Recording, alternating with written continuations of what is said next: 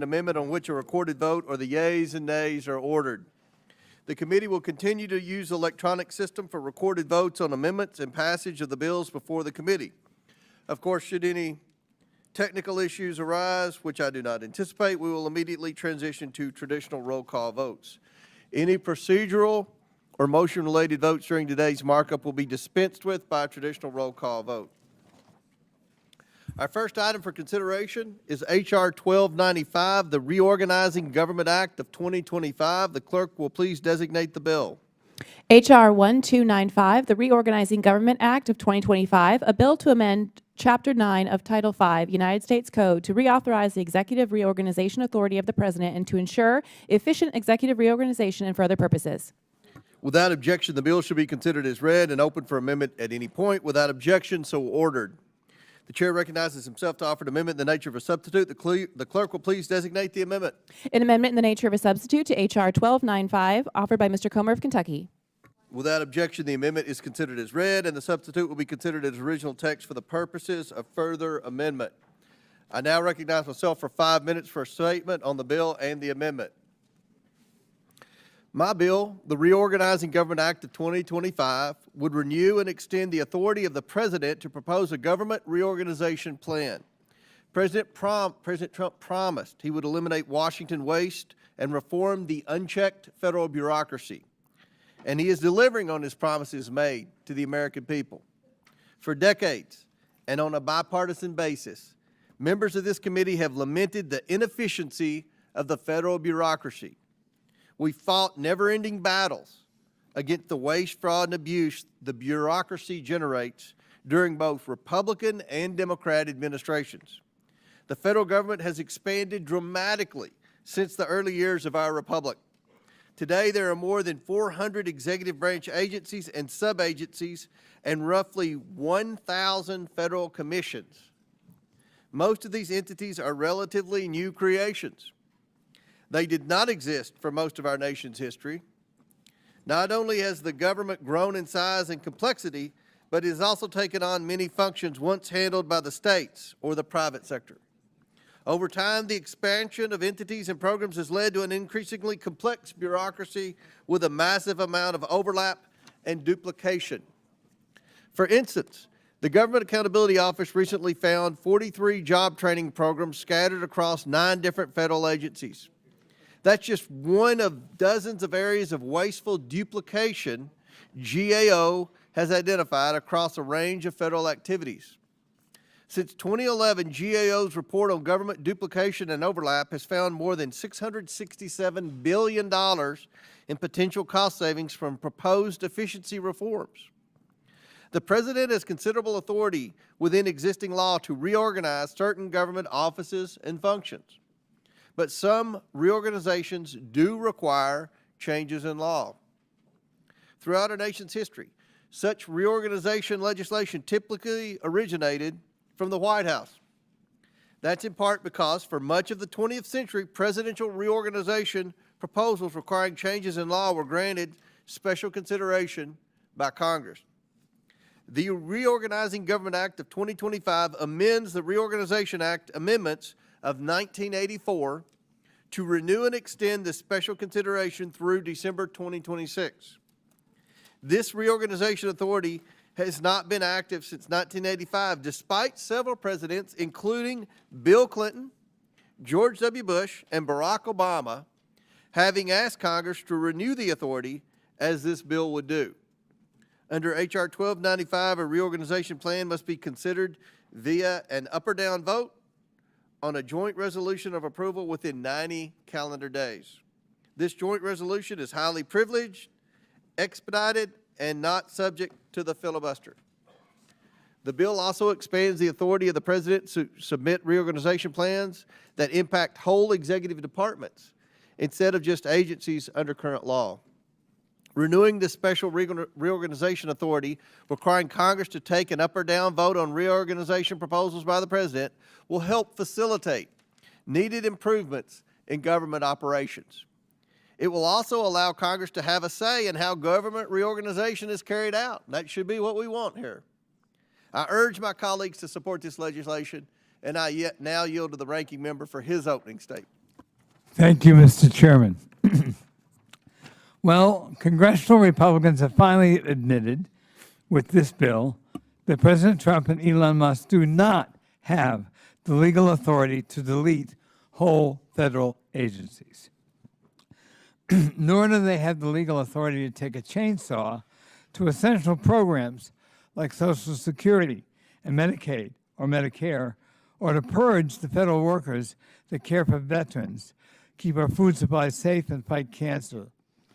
Congressional Republicans also know these dangerous, deeply unpopular cuts would face a real challenge in congressional approval through regular order, as they have in the past, which you just pointed out. So now they've brought us H.R. 1295, the so-called Reorganizing Government Act, in a desperate attempt to circumvent normal congressional process. The bill isn't about reorganizing government, it's about dismantling it. H.R. 1295 would use the shell of a long dormant statue as a Trojan horse to give President Trump and Elon Musk unprecedented filibuster-proof authority to eliminate federal department and agencies, statutory programs, government services, and regular protections to promote the health and well-being of American families. This dormant authority was used in the past between 1932 and 1984 to allow a president limited authority to present plans to reorganize limited portions of the government, which could then be fast-tracked to Congress. Congress has chosen not to renew that authority in over 4 decades, despite requests to do so, as you point out, from Presidents Clinton, Bush, and Barack Obama. In the past, presidential reorganization authority was used to respond to the needs of the American people, including creating the agencies of EPA, the National Oceanographic and Atmospheric Administration, and the Federal Emergency Management Agency. And it came with key limitations and guardrails. H.R. 1295 dramatically and recklessly expands the power it would give to President Trump and Elon Musk, and without these key limitations and guardrails that have always existed.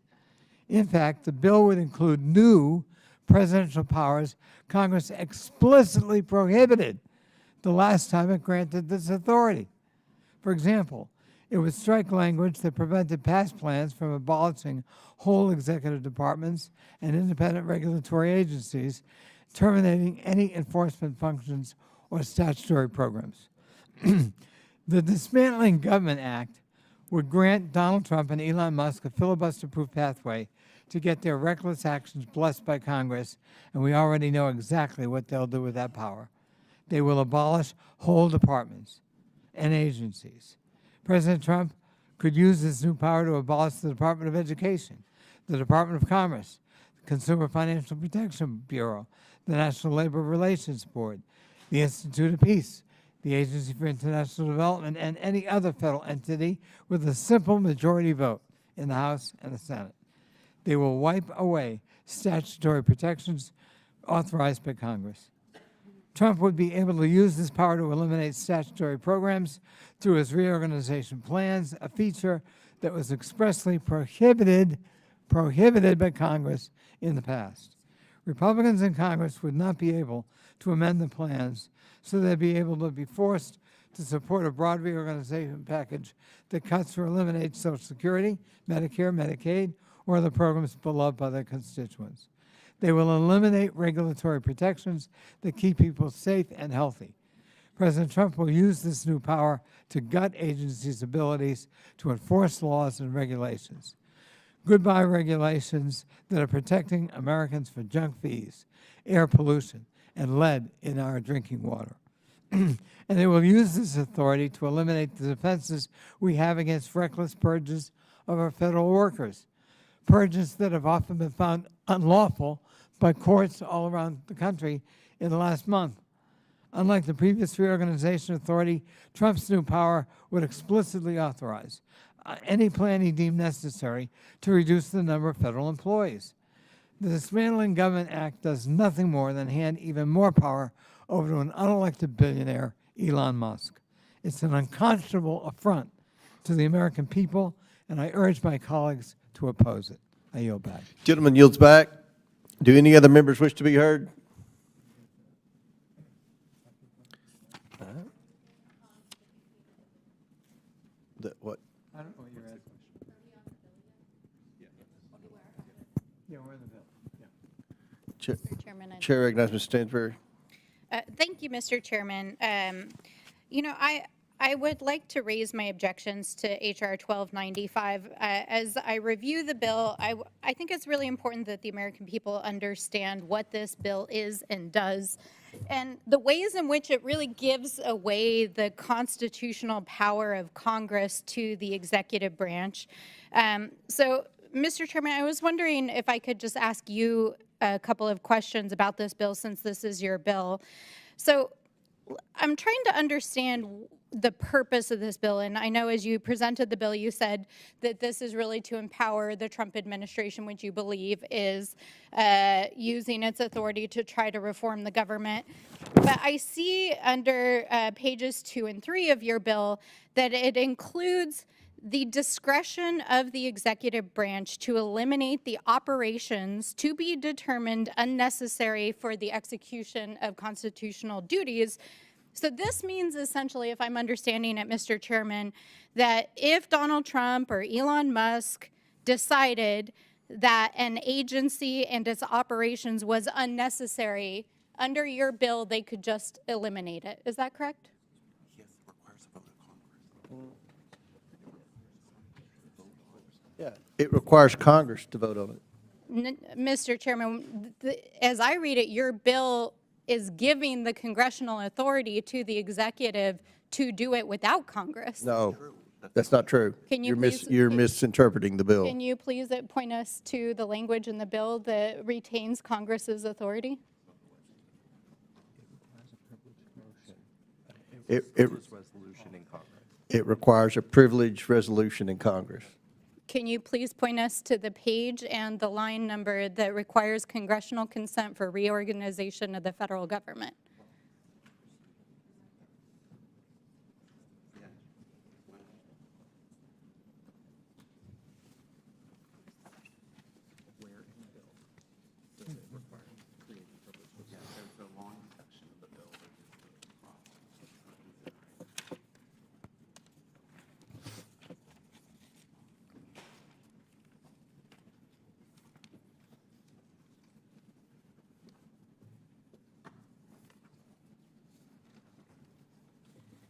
Sections 908 and 909. In sections 908 and 909 Of Title V, of Title V. which this bill amends. Which this bill is amending. Which is Which this bill is amending. I'm sorry, this bill Mr. is Chairman, amended. Section 908 says striking December 31st, 1985. Can you please refer to the language that retains Congress's authority under the United States Constitution to rein in the executive to stop it from eliminating unnecessary duties, reducing federal employees, amending rules and regulations, and eliminating executive departments, agencies, independent establishments, offices, or officers of the executive branch?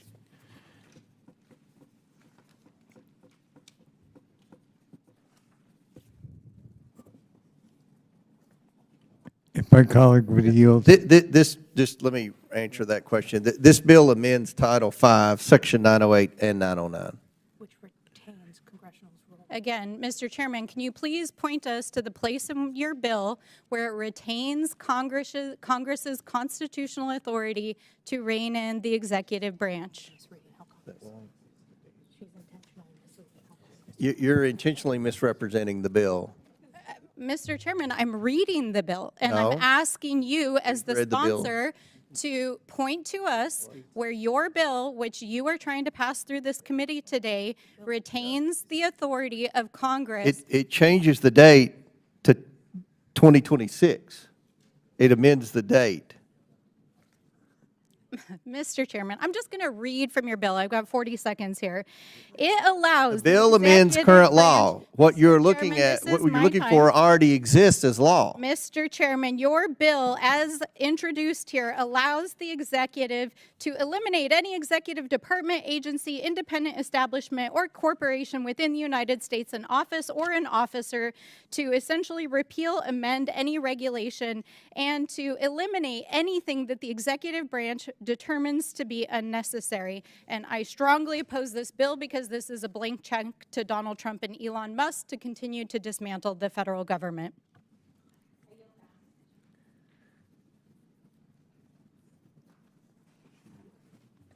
Hold on.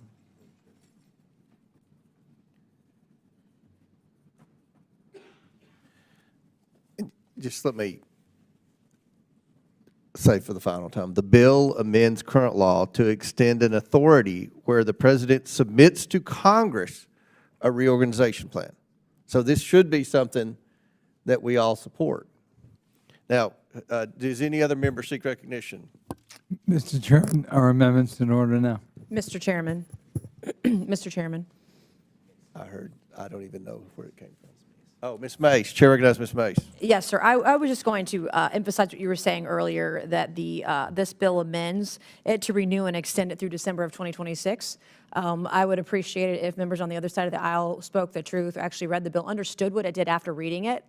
Maybe some reading comprehension perhaps might be needed. And also, the offense that President Trump or Elon Musk get carte blanche authority. Well, it was Presidents Bill Clinton, George W. Bush, and Barack Obama have asked Congress to renew presidential reorganization authority. So this is actually bipartisan, but Right. because the orange man is president, it can't be, right? Just because they don't like the president of the United States, it can't possibly be. But this has been a bipartisan effort in the past, in the normal times when people had common sense on both sides of the aisle. So appreciate your leadership and transparency, Mr. Chairman. Thank you. I yield back. Very good explanation. Any other members seek recognition? Mr. Conley, I have an amendment at the desk. will the clerk report the amendment? Amendment to the amendment in the nature of a substitute to H.R. 1295 as offered by Mr. Connolly of Virginia. Okay.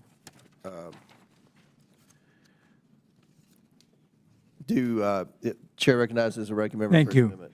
The Chairman's bill to authorize presidential reorganization plans that are clearly and specifically designed to aid and abet Elon Musk in a chaotic, cruel, arbitrary dismantling of our government threatens the essential life-saving services Americans rely on every day. My amendment would simply prohibit any reorganization plan for the sole purpose of reducing the number of federal employees and would instead require any reorganization plan submitted by the president to restore the federal workers already recklessly purged by Elon Musk. Civil servants perform critical work that helps keep the federal government performing its essential missions. The American public relies upon the work of dedicated federal civil servants for Social Security, Medicare, and Medicaid, and so much more. Civil servants turn down lucrative jobs in the private sector where they can make a lot more money because they believe in the mission of public service. Nearly 1/3 of these public servants are veterans. The Trump-Musk administration is working overtime to purge these dedicated individuals from the federal government and federal service. Enough is enough. My bill, my amendment, clarifies critical protections against waste, fraud, and abuse and corruption by requiring any president reorganization plan to include the common sense protections for inspectors general included in my bill, the Protect Our Watchdogs Act. IGs play a critical role in independently and objectively holding federal agencies accountable by rooting out fraud, waste, and abuse and mismanagement in government operations. Late in the evening of January 24th, President Trump attempted to fire 17 IGs across 18 agencies by sending them a Friday night email stating they were, quote, terminated effective immediately due to changing priorities, unquote. The email sent to those IGs attempting to terminate them immediately failed to provide the required notice or a legitimate rationale for termination as required by law. To date, 18 IGs across 19 agencies have been terminated by the President and another 11 presidentially appointed IG positions are vacant. The amendment I offer would require that any attempt to terminate an IG must be done for cause, for instance, due to a neglect of duty malfeasance or gross mismanagement. It creates specific criteria for the substantive rationale, including detailed and case-specific reasons that the President is already required of providing to Congress as mandated by the Inspector General Act of 1978, amended in 2022, with broad bipartisan support. President Trump's contempt for lawful protections of IGs is unlawful, unwise, and un-American, and warrants this amendment's clarification so that independent IGs are protected and their independence preserved. I yield back. Gentleman yields back. I'll recognize myself for statement in opposition. This amendment is yet another attempt by committee Democrats to misconstrue what this bill does and use this markup to rant about the Trump administration's work to eliminate Washington waste and reform the unchecked federal bureaucracy. For decades, presidents have sent Congress reorganization plans for an up or down vote, for decades. This bill, the Reorganizing Government Act of 2025, renews this longstanding authority for the Trump administration, thus reestablishing a process for how Congress will review and consider reorganization plans from the administration. This authority is not some new, abusive, or unprecedented power, as the Democrats would like us all to believe. In fact, President Obama requested Congress revise and renew this same reorganization authority during his presidency. A reorganization plan will only go into effect if Congress approves it, thus preserving Congress's role in right-sizing the federal government on behalf of the American people. That should be what we all support, I believe. This amendment seeks to unprecedentedly limit the President's authority under the Reorganization Act by limiting the types of functions and employees that can be included in the plan. I urge my colleagues to oppose the Conley Amendment. Does any other member seek recognition? The question is now on the amendment offered by Mr. Conley. All those in favor signify by saying aye. Aye. All those opposed signify by saying no. No. In the opinion of the chair, the noes have it. I would request to record A recorded vote is ordered as previously announced. Further proceedings on the question will be postponed. Well, the question, wait a minute, we've got to do the, is that? No, that's right, that's right. Yeah. Are there any other amendments? Chair Yes. recognizes Ms. Brown. Thank you, Mr. Chairman. I have an amendment at the desk. Okay, the clerk will distribute the amendment to all members. The clerk will designate the amendment. Amendment to the amendment in the nature of a substitute to H.R. 1295 is offered by Ms. Brown of Ohio. Without objection, the amendment is considered as read. I reserve a point of order. The gentlewoman from Ohio is recognized for 5 minutes to explain her amendment. Thank you, Mr. Chairman. Let's be clear about what this bill really does. It hands sweeping, unchecked power to the executive branch, allowing the president to dismantle our federal agencies with virtually no oversight from Congress. This bill allows the president to abolish any federal agency or department he deems unnecessary or burdensome without any check from Congress. It allows him to gut rules and regulations he personally dislikes. And let's talk about federal workers, because this bill strips away critical job protections who keep our government running. Right now, federal employees can only be laid off for a valid reason, but this bill would let the president fire them at will for any reason he sees fit. That means career civil servants who serve the public, not a political party, could be dismissed for purely political reasons, silencing experts and weakening the very institutions that keep our government running. In other words, this bill would embolden and enable this president to continue his chaotic assault on our federal government. More indiscriminate firings, more funding freezes, and more attempts to shut down agencies that provide services to the American people. So make no mistake, this isn't just about streamlining government. This is about dismantling our system of checks and balances and consolidating absolute power in the hands of one man. America fought a revolution to free ourselves from kings. Now some of my colleagues are trying to crown one. The American people deserve better. That is why I'm offering a simple amendment to protect the American people's private and personal data from this power grab. My amendment will require the president's reorganization plan to include a list of executive databases that contain personal and private information of American citizens that Doge has accessed, and prohibit any employees of Doge or anyone partnering with Doge from accessing this private information. I think we should all agree, no president, no bureaucrat, and no unelected billionaire should have free reign over our American citizens' private information.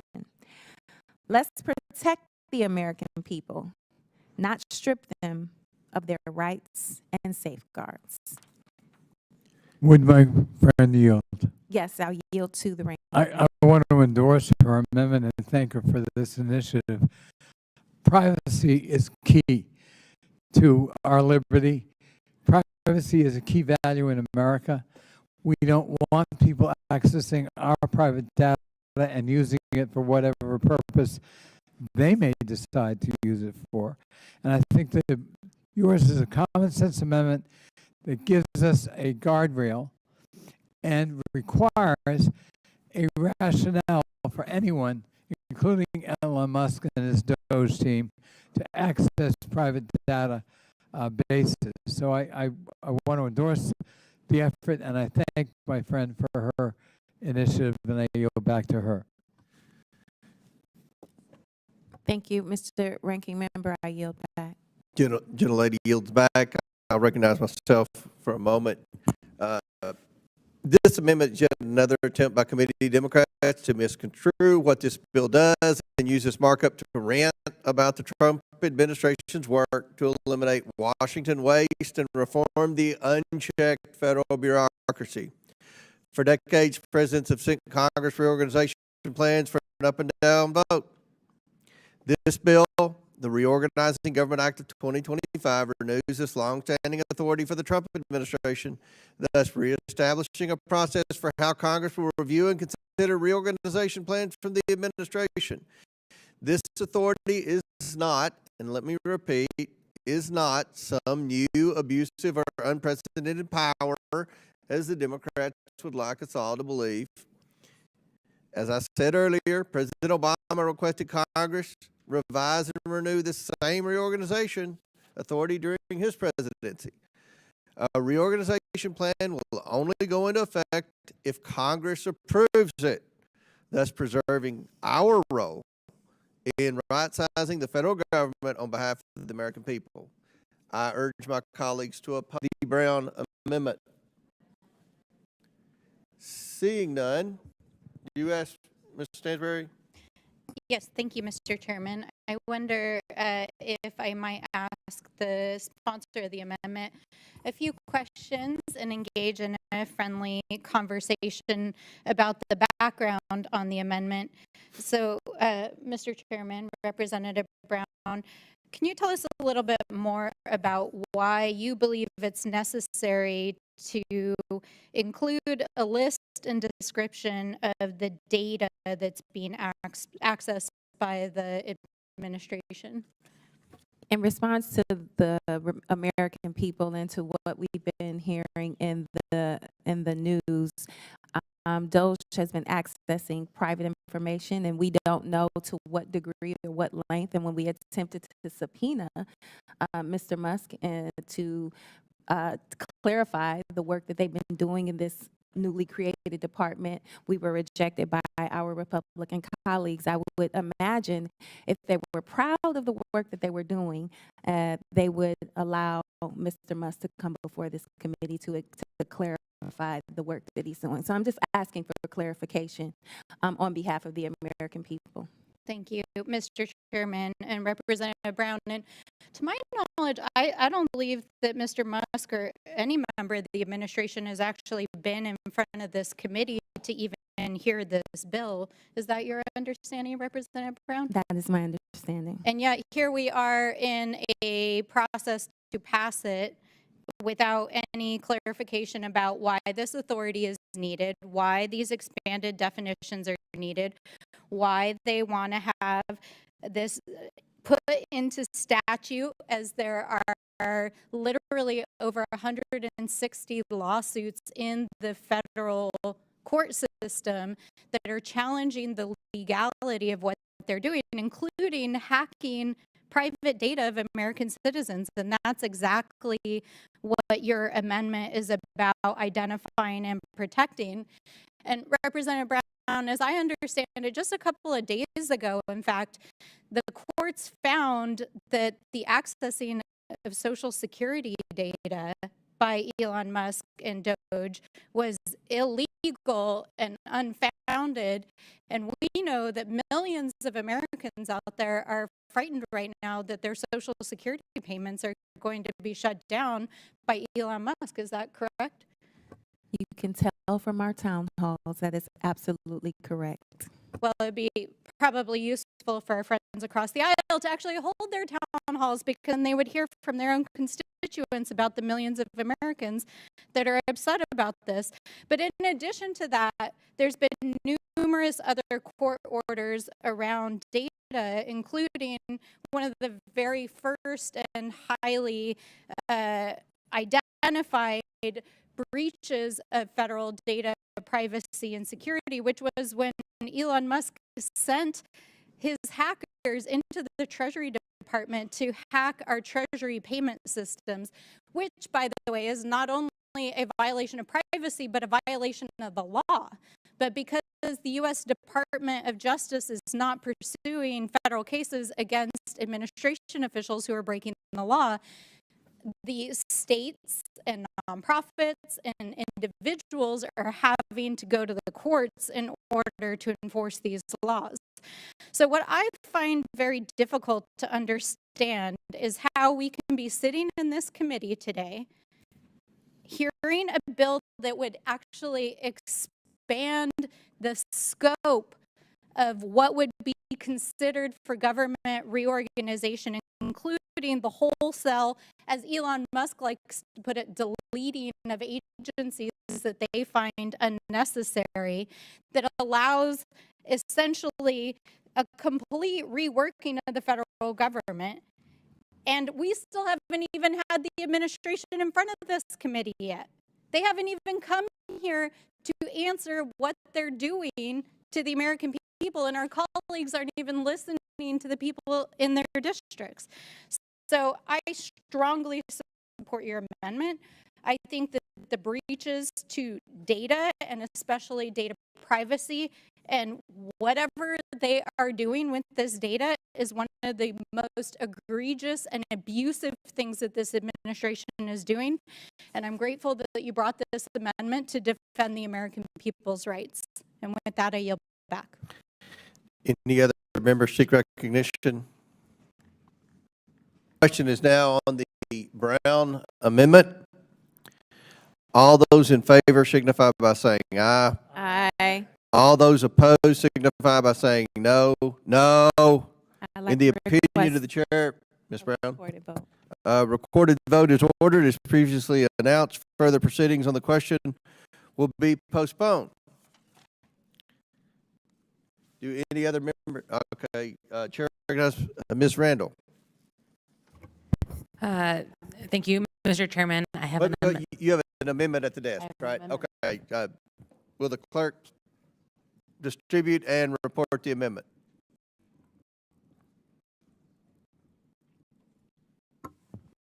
Amendment to the amendment in the nature of a substitute to H.R. 1295 as offered by Ms. Randall of Washington. Without objection, the amendment is considered as read. I reserve a point of order. The gentlewoman is recognized for 5 minutes to explain her amendment. Thank you, Mr. Chairman. you know, this amendment is what I think should be a simple bipartisan fix to this bill as introduced. I have heard over and over and over this administration say that one of their goals is to lower prices for regular people. We hear a lot about the cost of eggs, about the cost of healthcare, about the cost of housing, about the costs that working and middle-class families are facing every day. And, you know, this administration has promised to work on lowering those costs for people. And I've heard from my constituents, nearly 20,000 of them at town halls over the last month, who are really struggling under high costs of living. Those folks are especially struggling who have been laid off or fired from their federal work, or contractors who have lost their jobs because their federal contracts have been canceled. I think we can all agree that prices are high and it is hard out there for working families.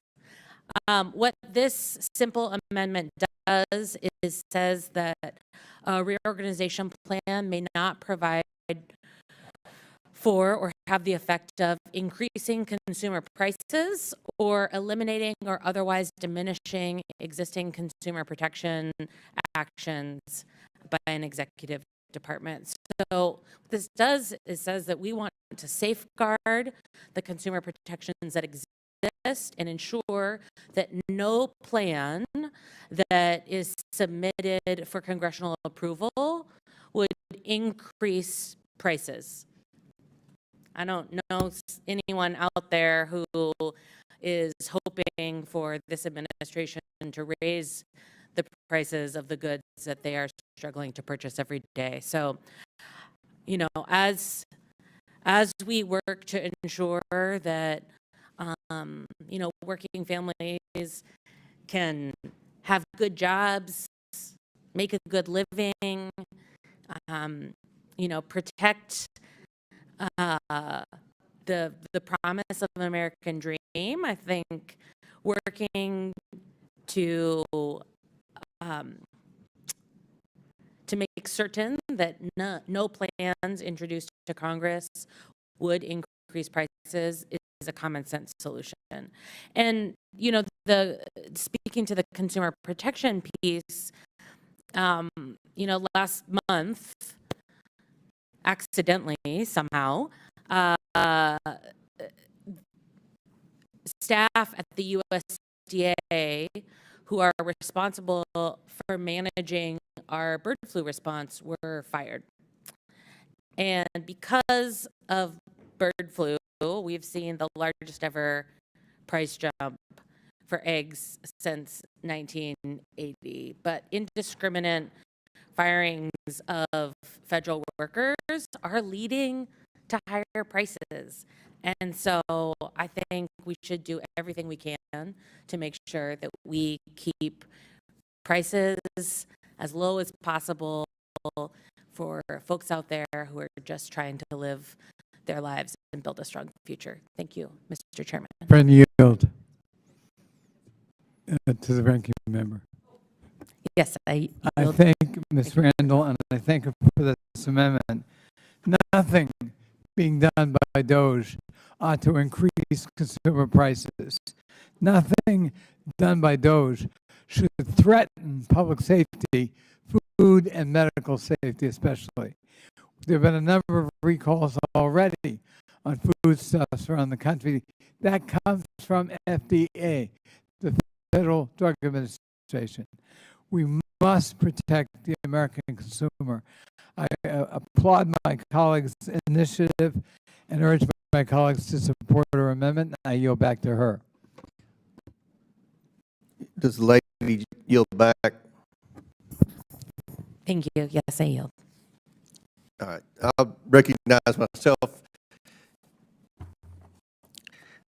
I obviously oppose the amendment for the same reason I opposed the two previous amendments. And all I'm going to do is ask for a unanimous consent to enter into the record a press release dated January 13th, 2012, when Nancy Pelosi issued a statement on Obama's administration's government reorganization proposal. Nancy Pelosi supported this exact same piece of legislation in 2012. I'd like to enter that into the record without objection, so ordered. Do any other members seek recognition? Mr. Chairman, a question. Yes. With respect to that, I don't object, but I think Nancy Pelosi was responding to Barack Obama's request to simply reauthorize the underlying bill. Barack Obama did not ask for the kind of bill you're proposing here today. Is that not correct? Pretty sure he did.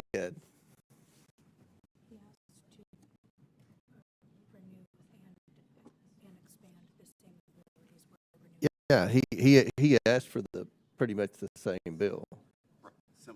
Similar, very similar.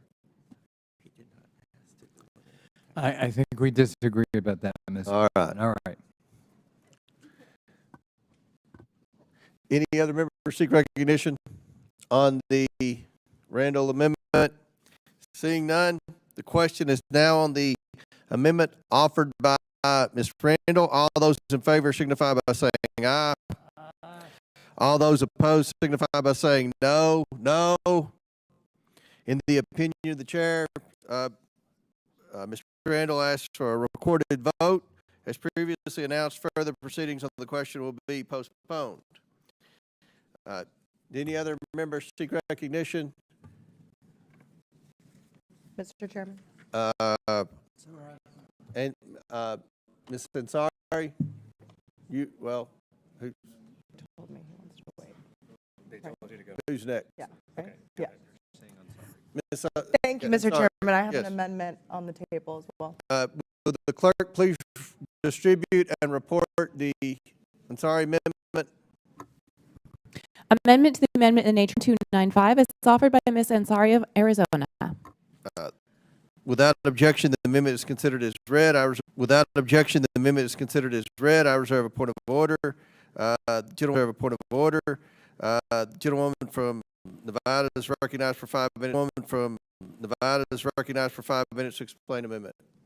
Sorry, Thank you, Mr. I was Chairman. close. Like millions of Americans, I am deeply concerned about the authoritarian nature of this administration. It is very clear that Donald Trump, Elon Musk, and the entirety of the president's cabinet want to operate without any sort of accountability, without willingness to come here and speak to the oversight committee, whatever they want, without any checks and balances. And that is exactly what Republicans on this committee are handing them with this bill. They want to allow want to be with this bill. They want to allow want to be dictators to completely dismantle the federal government, with leaders to completely dismantle the federal government without review programs and without a care in the world. And the reason they are pushing for this bill is because Donald Trump, Elon Musk, Doge have already been found consistently to be acting outside of the law in their mass layoffs and agency closures by the courts. They shut down USAID, and the courts ruled that they violated the Constitution because they need congressional approval to do so. Now, instead of defending their own powers, congressional Republicans are pushing forward this bill to hand over their powers to the president. Again, this is further revealing cowardice and weakness and deep fear about a primary challenge funded by the richest man in the world. So those are my overall issues with this bill. Now, speaking to this amendment directly, this is in regard to veterans. Earlier this month, the Department of Veterans Affairs announced plans to fire more than 80,000 of its employees. This is a department, more doctors and more administrators to provide the care and benefits that Americans need. More than 9.1 million veterans rely on VA healthcare. Over 32,000 veterans are homeless. Upwards of 17 veterans commit suicide daily.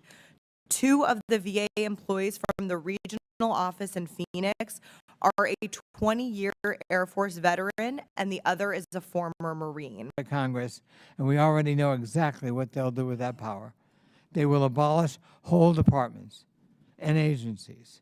President Trump could use agencies. President Trump could use this new power to abolish the Department of Education. The Department of Commerce, the Consumer Financial Protection Bureau, the National Labor Relations Board, the Institute of Peace, the Agency for International Development, and any other federal entity with a simple majority vote in the House and the Senate. They will wipe away statutory protections authorized by Congress. Trump would be able to use this power to eliminate statutory programs through his reorganization plans, a feature that was expressly prohibited by Congress in the past. Republicans in Congress would not be able to amend the plans, so they'd be able to be forced to support a broad reorganization package that cuts or eliminates Social Security, Medicare, Medicaid, or the programs beloved by their constituents. They will eliminate regulatory protections that keep people safe and healthy. President Trump will use this new power to gut agencies' abilities to enforce laws and regulations. Goodbye regulations that are protecting Americans from junk fees, air pollution, and lead in our drinking water.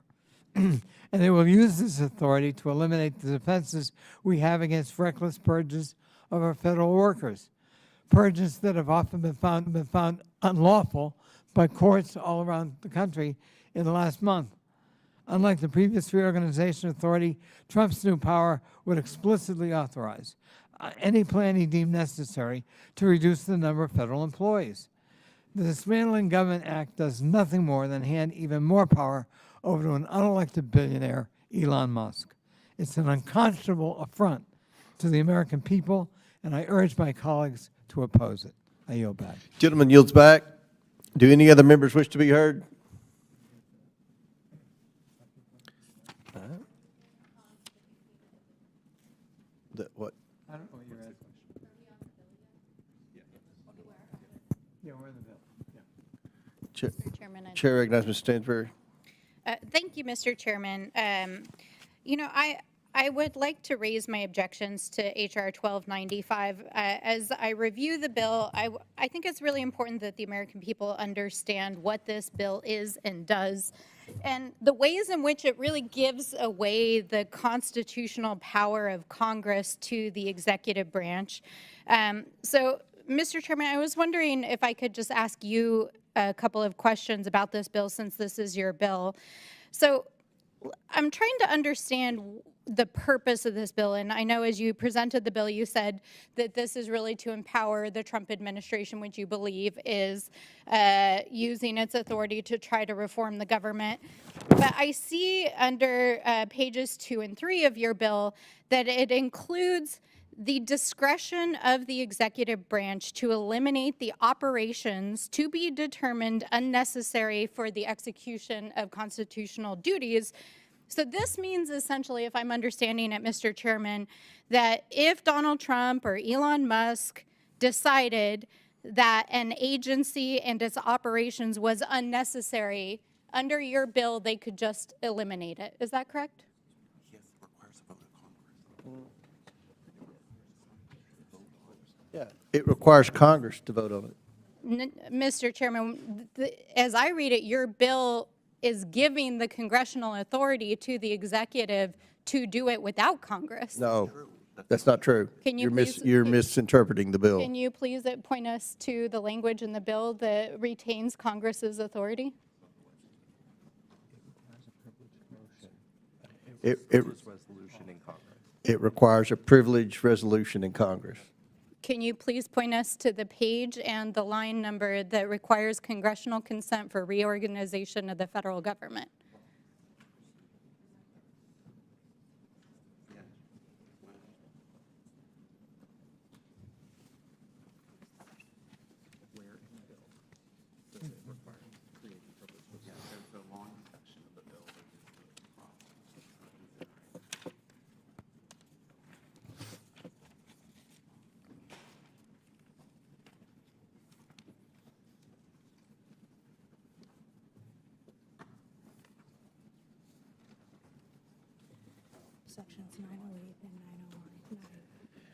In sections 908 and 909 of Title V.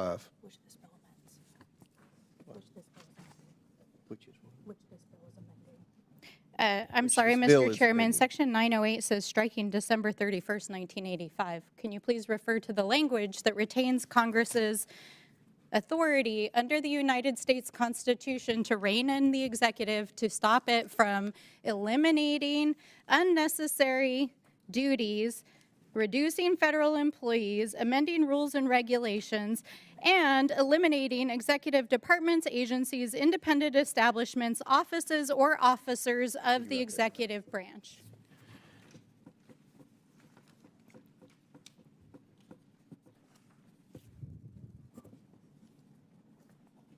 If my colleague would yield. This, just let me answer that question. This bill amends Title V, Section 908 and 909.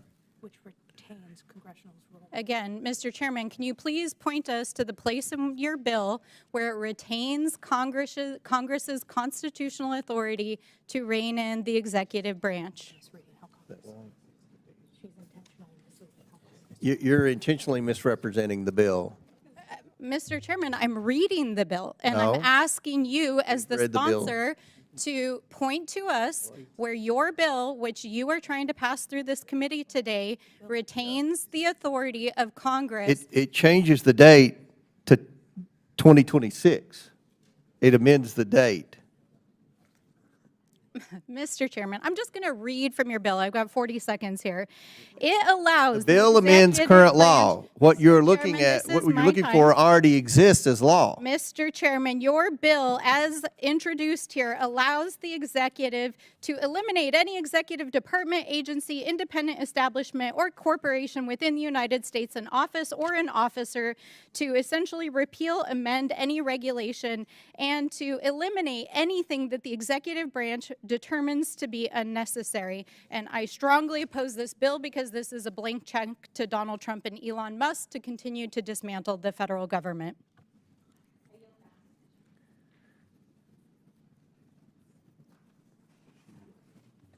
Hold on.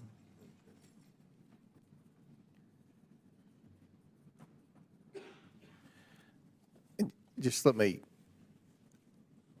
say for the final time, the bill amends current law to extend an authority where the president submits to Congress a reorganization plan. So this should be something that we all support. Now, does any other member seek recognition? Mr. Chairman, our amendments in order now. Mr. Chairman, Mr. Chairman. I don't even know where it came from. Oh, Ms. Mace, Chair recognizes Ms. Mace. Yes, sir. I was just going to emphasize what you were saying earlier, that this bill amends it to renew and extend it through December of 2026. I would appreciate it if members on the other side of the aisle spoke the truth, actually read the bill, understood what it did after reading it. Maybe some reading comprehension perhaps might be needed. And also, the offense that President Trump or Elon Musk get carte blanche authority. Well, it was Presidents Bill Clinton, George W. Bush, and Barack Obama have asked Congress to renew presidential reorganization authority. So this is actually bipartisan, but Right. because the orange man is president, it can't be, right? Just because they don't like the president of the United States, it can't possibly be. But this has been a bipartisan effort in the past, in the normal times when people had common sense on both sides of the aisle. So appreciate your leadership and transparency, Mr. Chairman. Thank you. I yield back. Very good explanation. Any other members seek recognition? Mr. Conley, I have an amendment at the desk. will the clerk report the amendment? Amendment to the amendment in the nature of a substitute to H.R. 1295 is offered by Mr. Connolly of Virginia. Okay.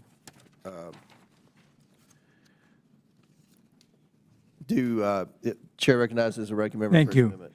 The chairman's bill to authorize presidential reorganization plans that are clearly and specifically designed to aid and abet Elon Musk in a chaotic, cruel, arbitrary dismantling of our government threatens the essential life-saving services Americans rely on every day.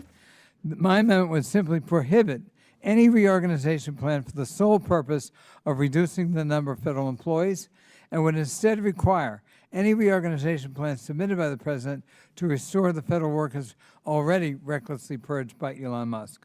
Civil servants perform critical work that helps keep the federal government performing its essential missions. The American public relies upon the work of dedicated federal civil servants for Social Security, Medicare, and Medicaid, and so much more. Civil servants turn down lucrative jobs in the private sector where they can make a lot more money because they believe in the mission of public service. Nearly 1/3 of these public servants are veterans. The Trump-Musk administration is working overtime to purge these dedicated individuals from the federal government and federal service. Enough is enough. My bill, my amendment, clarifies critical protections against waste, fraud, and abuse and corruption by requiring any president reorganization plan to include the common sense protections for inspectors general included in my bill, the Protect Our Watchdogs Act. IGs play a critical role in independently and objectively holding federal agencies accountable by rooting out fraud, waste, and abuse and mismanagement in government operations. Late in the evening of January 24th, President Trump attempted to fire 17 IGs across 18 agencies by sending them a Friday night email stating they were, quote, terminated effective immediately due to changing priorities, unquote. The email sent to those IGs attempting to terminate them immediately failed to provide the required notice or a legitimate rationale for termination as required by law. To date, 18 IGs across 19 agencies have been terminated by the President, and another 11 presidentially appointed IG positions are vacant. The amendment I offer would require that any attempt to terminate an IG must be done for cause, for instance, due to a neglect of duty malfeasance or gross mismanagement. It creates specific criteria for the substantive rationale, including detailed and case-specific reasons that the President is already required of providing to Congress as mandated by the Inspector General Act of 1978, amended in 2022, with broad bipartisan support.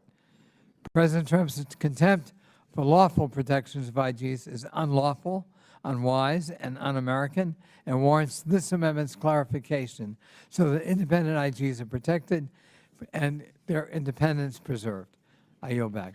Gentleman yields back. I'll recognize myself for statement in opposition. This amendment is yet another attempt by committee Democrats to misconstrue what this bill does and use this markup to rant about the Trump administration's work to eliminate Washington waste and reform the unchecked federal bureaucracy. For decades, presidents have sent Congress reorganization plans for an up or down vote, for decades. This bill, the Reorganizing Government Act of 2025, renews this longstanding authority for the Trump administration, thus reestablishing a process for how Congress will review and consider reorganization plans from the administration. This authority is not some new, abusive, or unprecedented power, as the Democrats would like us all to believe. In fact, President Obama requested Congress revise and renew this same reorganization authority during his presidency. A reorganization plan will only go into effect if Congress approves it, thus preserving Congress's role in right-sizing the federal government on behalf of the American people. That should be what we all support, I believe. This amendment seeks to unprecedentedly limit the President's authority under the Reorganization Act by limiting the types of functions and employees that can be included in the plan. I urge my colleagues to oppose the Conley Amendment. Does any other member seek recognition? The question is now on the amendment offered by Mr. Conley. All those in favor signify by saying aye. All those opposed signify by saying no. No. In the opinion of the Mr. chair, the Chairman? noes have it. I would request to A record recorded vote is ordered as previously announced. Further proceedings on the question will be postponed. Well, the question, wait a minute, we've got to do the, is that? No, that's right, that's right. Yeah. Are there any other amendments? Chair recognizes Ms. Brown. Thank you, Mr. Chairman. I have an amendment at the desk. Okay, the clerk will distribute the amendment to all members. The clerk will designate the amendment. Amendment to the amendment in the nature of a substitute to H.R. 1295 is offered by Ms. Brown of Ohio. Without objection, the amendment is considered as read. I reserve a point of order. The gentlewoman from Ohio is recognized for 5 minutes to explain her amendment. Thank you, Mr. Chairman. Let's be clear about what this bill really does. It hands sweeping, unchecked power to the executive branch, allowing the president to dismantle our federal agencies with virtually no oversight from Congress. This bill allows the president to abolish any federal agency or department he deems unnecessary or burdensome without any check from Congress. It allows him to gut rules and regulations he personally dislikes. And let's talk about federal workers, because this bill strips away critical job protections who keep our government running. Right now, federal employees can only be laid off for a valid reason, but this bill would let the president fire them at will for any reason he sees fit. That means career civil servants who serve the public, not a political party, could be dismissed for purely political reasons, silencing experts and weakening the very institutions that keep our government running. In other words, this bill would embolden and enable this president to continue his chaotic assault on our federal government. More indiscriminate firings, more funding freezes, and more attempts to shut down agencies that provide services to the American people. So make no mistake, this isn't just about streamlining government. This is about dismantling our system of checks and balances and consolidating absolute power in the hands of one man. America fought a revolution to free ourselves from kings. Now some of my colleagues are trying to crown one. The American people deserve better. That is why I'm offering a simple amendment to protect the American people's private and personal data from this power grab. My amendment will require the president's reorganization plan to include a list of executive databases that contain personal and private information of American citizens that Doge has accessed, and prohibit any employees of Doge or anyone partnering with Doge from accessing this private information. I think we should all agree no president, no bureaucrat, and no unelected billionaire should have free reign over our American citizens' private information. Let's protect the American people, not strip them of their rights and safeguards. Would my friend yield? Yes, I'll yield to the ranking. I want to endorse her amendment and thank her for this initiative. Privacy is key to our liberty. Privacy is a key value in America. We don't want people accessing our private data and using it for whatever purpose they may decide to use it for. And I think that yours is a common sense amendment that gives us a guardrail and requires a rationale for anyone, including Elon Musk and his Doge team, to access private data bases. So I want to endorse the effort, and I thank my friend for her initiative, and I yield back to her. Thank you, Mr. Ranking Member. I yield back. Gentlelady yields back. I'll recognize myself for a moment.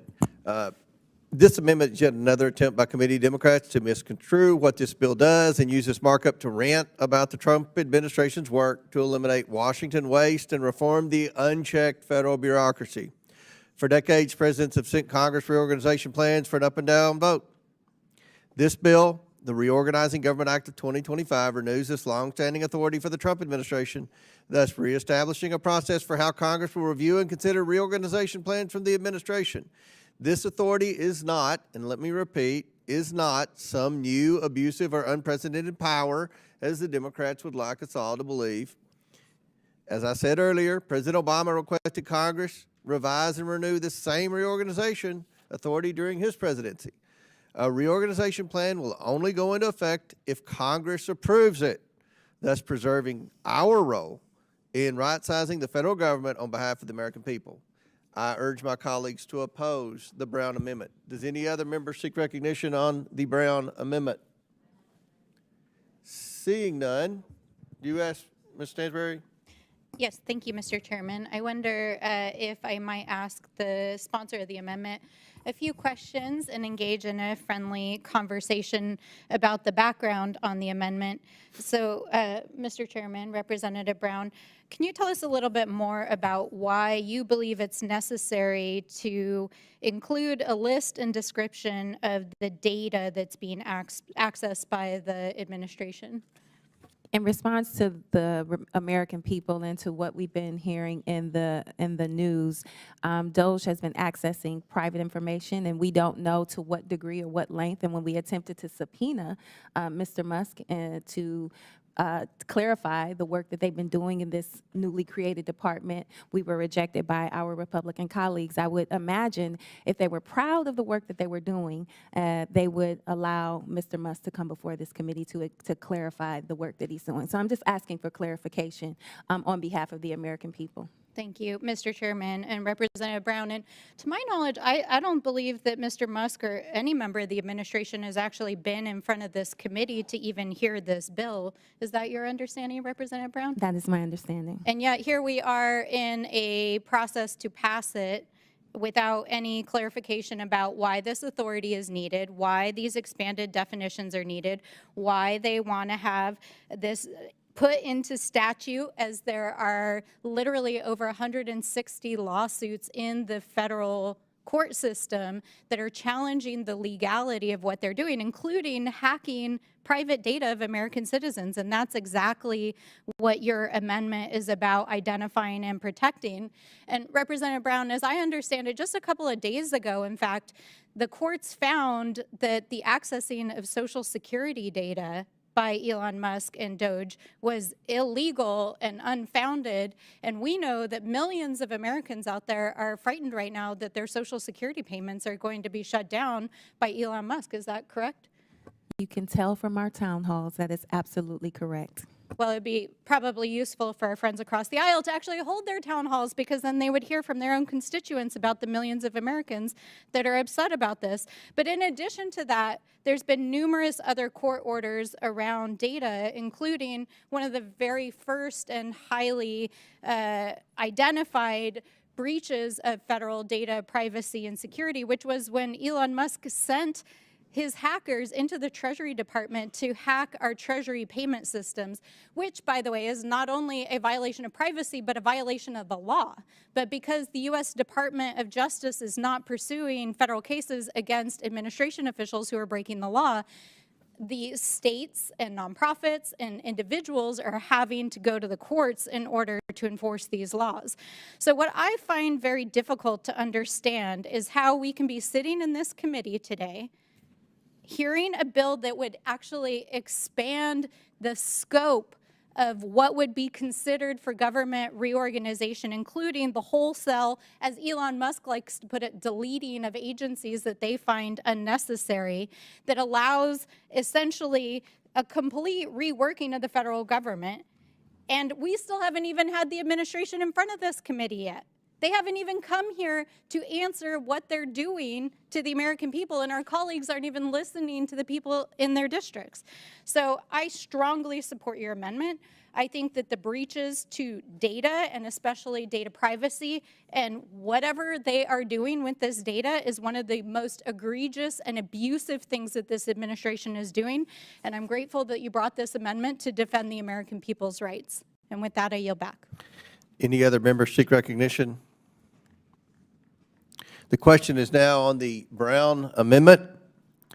All those in favor signify by saying aye. Aye. All those opposed signify by saying no. No. I'd like In the to opinion request of the chair, Ms. Brown? Recorded vote. Recorded vote is ordered as previously announced. Further proceedings on the question will be postponed. Do any other member? Okay, Chair recognizes Ms. Randall.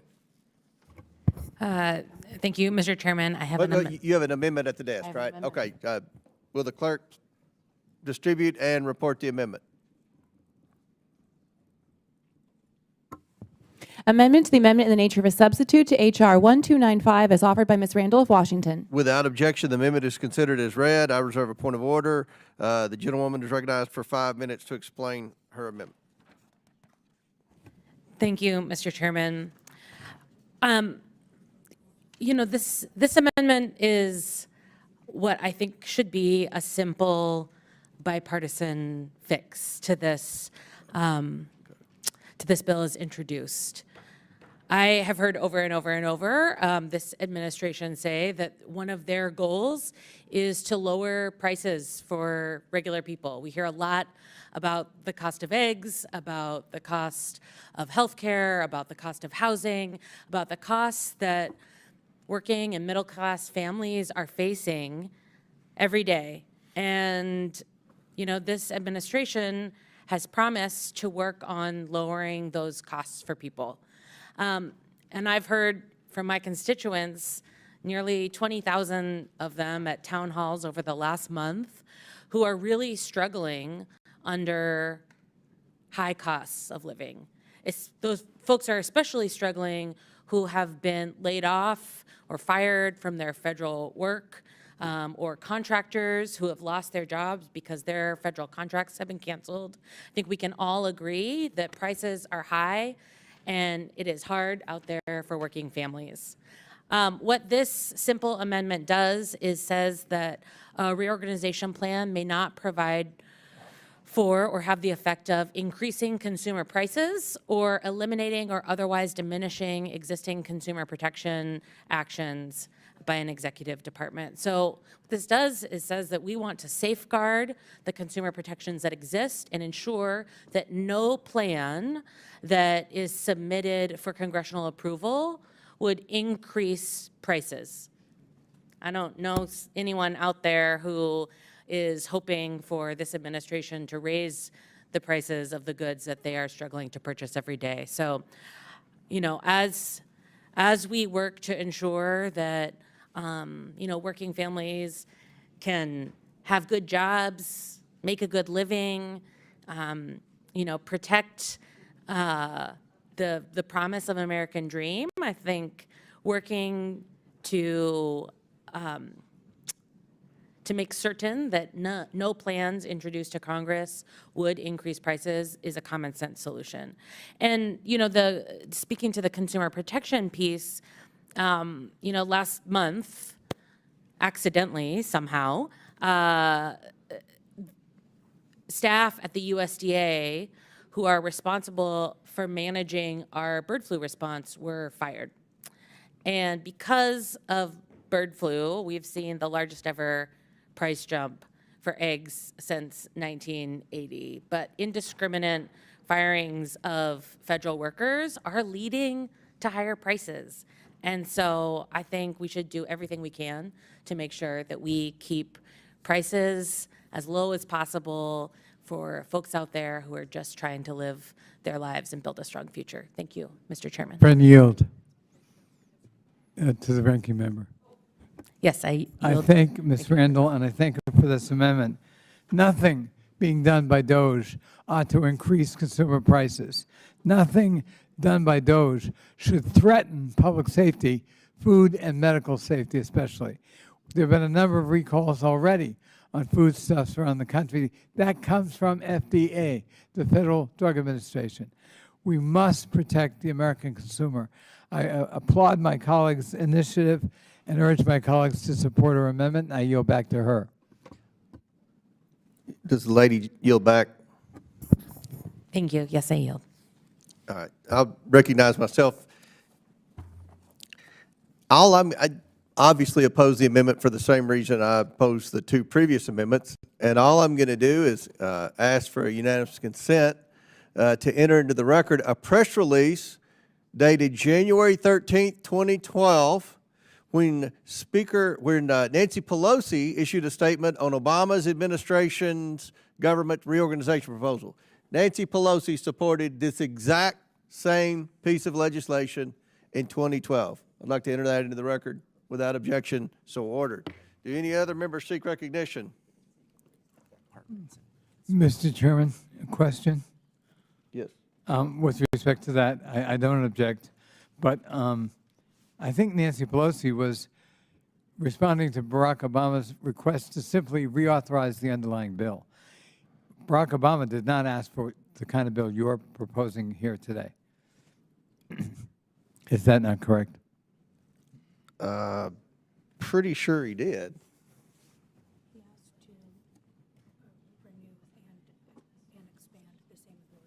Yeah, he asked for the pretty much the same bill. Right, similar. Similar, very similar. He did not ask to eliminate that. I think we disagree about that, Mr. All right. Chairman. All right. Any other members seek recognition on the Randall Amendment? Seeing none, the question is now on the amendment offered by Ms. Randall. All those in favor signify by saying aye. Aye.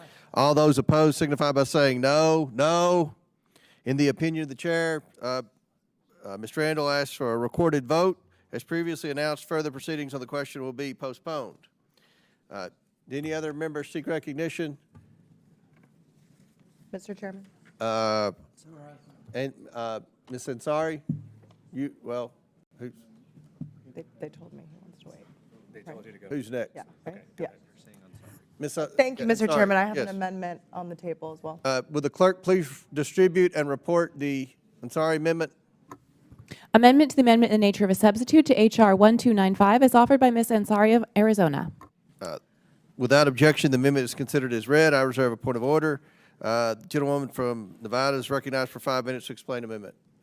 Arizona. I said, I'm sorry, Arizona. Apologize. Thank you, Mr. I Chairman. was close. Like millions of Americans, I am deeply concerned about the authoritarian nature of this administration. It is very clear that Donald Trump, Elon Musk, and the entirety of the president's cabinet want to operate without any sort of accountability, without willingness to come here and speak to the Oversight Committee, by attacking journalists, by attacking rightful American citizens. And they want to do whatever they want without any checks and balances. And that is exactly what Republicans on this committee are handing them with this bill. They want to allow want-to-be dictators to completely dismantle the federal government without review, without consideration of how it affects families who depend on government programs, and without a care in the world. And the reason they are pushing for this bill is because Donald Trump, Elon Musk, and Doge have already been found consistently to be acting outside of the law in their mass layoffs and agency closures by the courts. They shut down USAID, and the courts ruled that they violated the Constitution because they need congressional approval to do so. Now, instead of defending their own powers, congressional Republicans are pushing forward this bill to hand over their powers to the president. Again, this is further revealing cowardice and weakness and deep fear about a primary challenge funded by the richest man in the world. So those are my overall issues with this bill. Now, speaking to this amendment directly, this is in regard to veterans. Earlier this month, the Department of Veterans Affairs announced plans to fire more than 80,000 of its employees. This is a department that we all know is already woefully understaffed. They desperately need more nurses, more doctors, and more administrators to provide the care and benefits that Americans need. More than 9.1 million veterans rely on VA healthcare. Over 32,000 veterans are homeless. Upwards of 17 veterans commit suicide daily. 2 of the VA employees from the regional office in Phoenix are a 20-year Air Force veteran, and the other is a former Marine. They were both loan specialists helping struggling veterans from losing their homes, and were each handling 1,500 cases at the time of their termination. Just 2 people were managing 3,000 cases. Now imagine 80,000 workers laid off from the VA. These are men and women who put their lives on the line for each and every one of us, and this country has already failed them in many, many ways. Now, Elon Musk wants to decimate the agency that cares for them. My amendment protects veterans and VA workers from these cruel actions so that the VA can continue improving the level of care our veterans receive rather than hanging them out to dry. So I hope my colleagues will vote in support of this amendment, and I will yield back to the ranking member. Thank you. I thank my colleague and I thank her for this initiative. Nothing is more reckless than gutting the Veterans Administration. As you point out, millions of veterans and their families rely on VA for health care. I've visited dialysis clinics run by the VA. They are essential. Laying off people who are technicians, who are in admittance, who are providing technical and nursing and medical services to our veterans is disgusting. If the United States has any obligation, going back to Lincoln's eloquent call to heal the wounds of our veterans and their widows and their orphans, it is this. So I applaud my colleague for taking this initiative and highlighting how serious this is. Remember, a third of all federal employees are veterans. Deliberately, we wanted to give them a leg up. And as my friend pointed out, the suicide rate is alarming. We've got to provide mental health services as well as medical services. So I think this goes a long way to protecting our veterans. I urge my colleagues to support the amendment, and I yield back to Ms. Ansari. So Ms. Ansari, yield back. Thank you so much. I appreciate the comments of the ranking member. I could not agree more, and again, really urge colleagues to vote for this to protect veterans who are Republicans, Democrats, Independents, but deserve all of our support. Thank you. Gentle lady yields back. I recognize myself. I don't think President Trump or any Republican has advocated for reducing nurses at the VA or classroom teachers in the Department of Education. What they're talking about are bureaucrats, many of whom haven't been to work in years. Hopefully we can get rid of the bureaucrats and have more money to hire more classroom teachers and more nurses. We have to have a reorganization of the government. It's gotten out of hand over the past 4 years. Bureaucracies have grown, bureaucrats have increased in number, and the people taking it on the chin in the federal workforce are the ones who actually do the work at the bottom of the organizational chart. This is a reorganization for them. I just feel like if the Democrats would fight as hard for the working class taxpayers and the frontline federal employees as they fight for unnecessary bureaucrats, then we could accomplish a lot this Congress. So I oppose this amendment. Do any other members seek recognition? Mr. Chairman. Mr. Chairman, All right. You've already, I just have a ahead. question for you.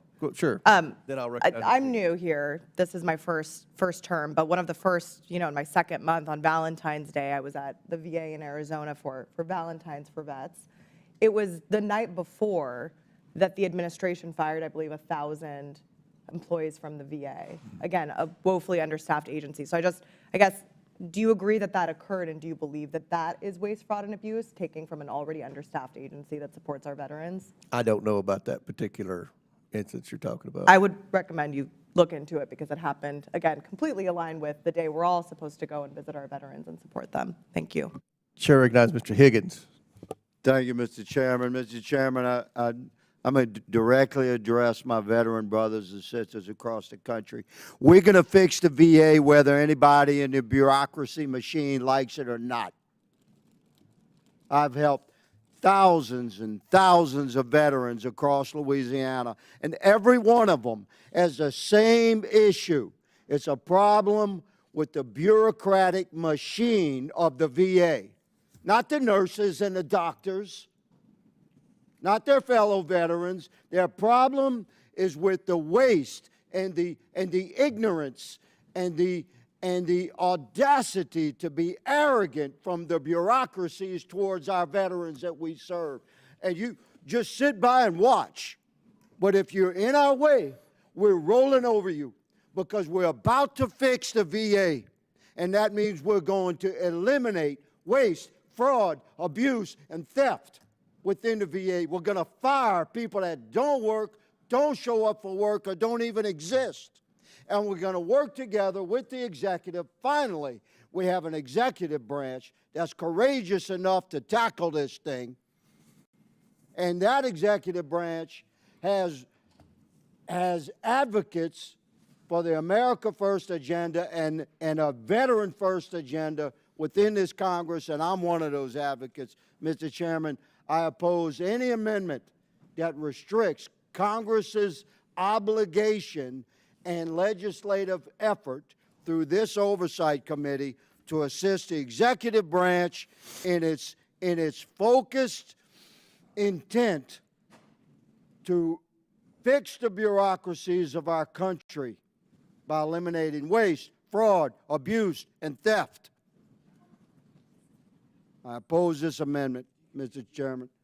I yield to my colleague, Mr. Biggs from Arizona. Thank you, Mr. Chairman. I also oppose this amendment. And I want to give you an example of how the bureaucracy has prevented good health care practices for our veterans. TBI, traumatic brain injury, PTSD, post-traumatic stress disorder.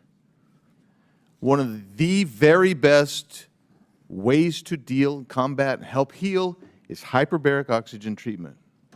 I have been trying since I got here, but the bureaucracy has consistently stood in the way. We need to provide that type of treatment. And when the bureaucrats say, oh, well, you know, there's no studies that show this, they're wrong.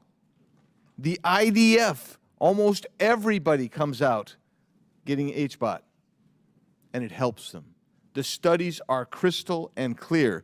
What's preventing us from providing that type of medical care is the bureaucracy. It's the bureaucracy that says no. And they would rather give PTSD or TBI patients a surfeit of opiates, get them addicted. What they need is HBOT therapy. Who in the hell are you? Be quiet. I have the floor. Order. We do not allow comments from the crowd. It is true. The studies are clear. The studies have been over and over again. TBI, PTSD is helped by HBOT. Ma'am, Absolutely you will be right. asked to be removed with one more outburst. Under the rules of the House, the chairman responsible for maintaining order and preserving decorum in the committee room. I expect audience members to be respectful of the witnesses and the public. Mr. Biggs, please proceed. Thank you, Your Honor.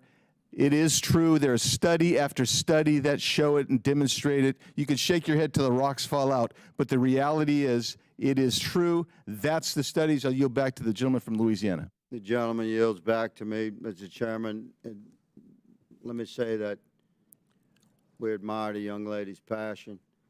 The bottom line is that bureaucrats are in the way of actual VA service to actual veterans. And whatever the manifestation of that interference may be, we certainly subject to legitimate debate, but we're going to oppose bureaucrats standing in the way of actual service to our veterans. I yield, Mr. Chairman. Gentleman's time's expired. Mr. Chairman, Chair recognizes the ranking member. I thank you. You know, that would be great. I don't know how Mr. Biggs and Mr. Higgins have a special code to pick only bureaucrats, and they're the ones we're going to eliminate because they have decided they're the problem. That isn't what Elon Musk and Donald Trump have done. They've gone into the VA and fired thousands. They don't know whether they're nurses. You don't know it either, Mr. Higgins. They don't know if they're technicians. They don't know if they're specialists in admittance for hospital care or home care. They don't know. They didn't take the time. They didn't take the time to study the architecture of the VA to make sure no harm was being done. That is what this amendment is designed to try to do, to protect veterans from having negative consequences because of those actions, which were not vetted, still haven't been vetted, and are definitely going to hurt our veterans. So it's great to say we're only going after bureaucrats. There's no evidence that that is true, And in fact, I worry deeply it is not only not true, it's the opposite. I yield back. I yield to Ms. Stansbury.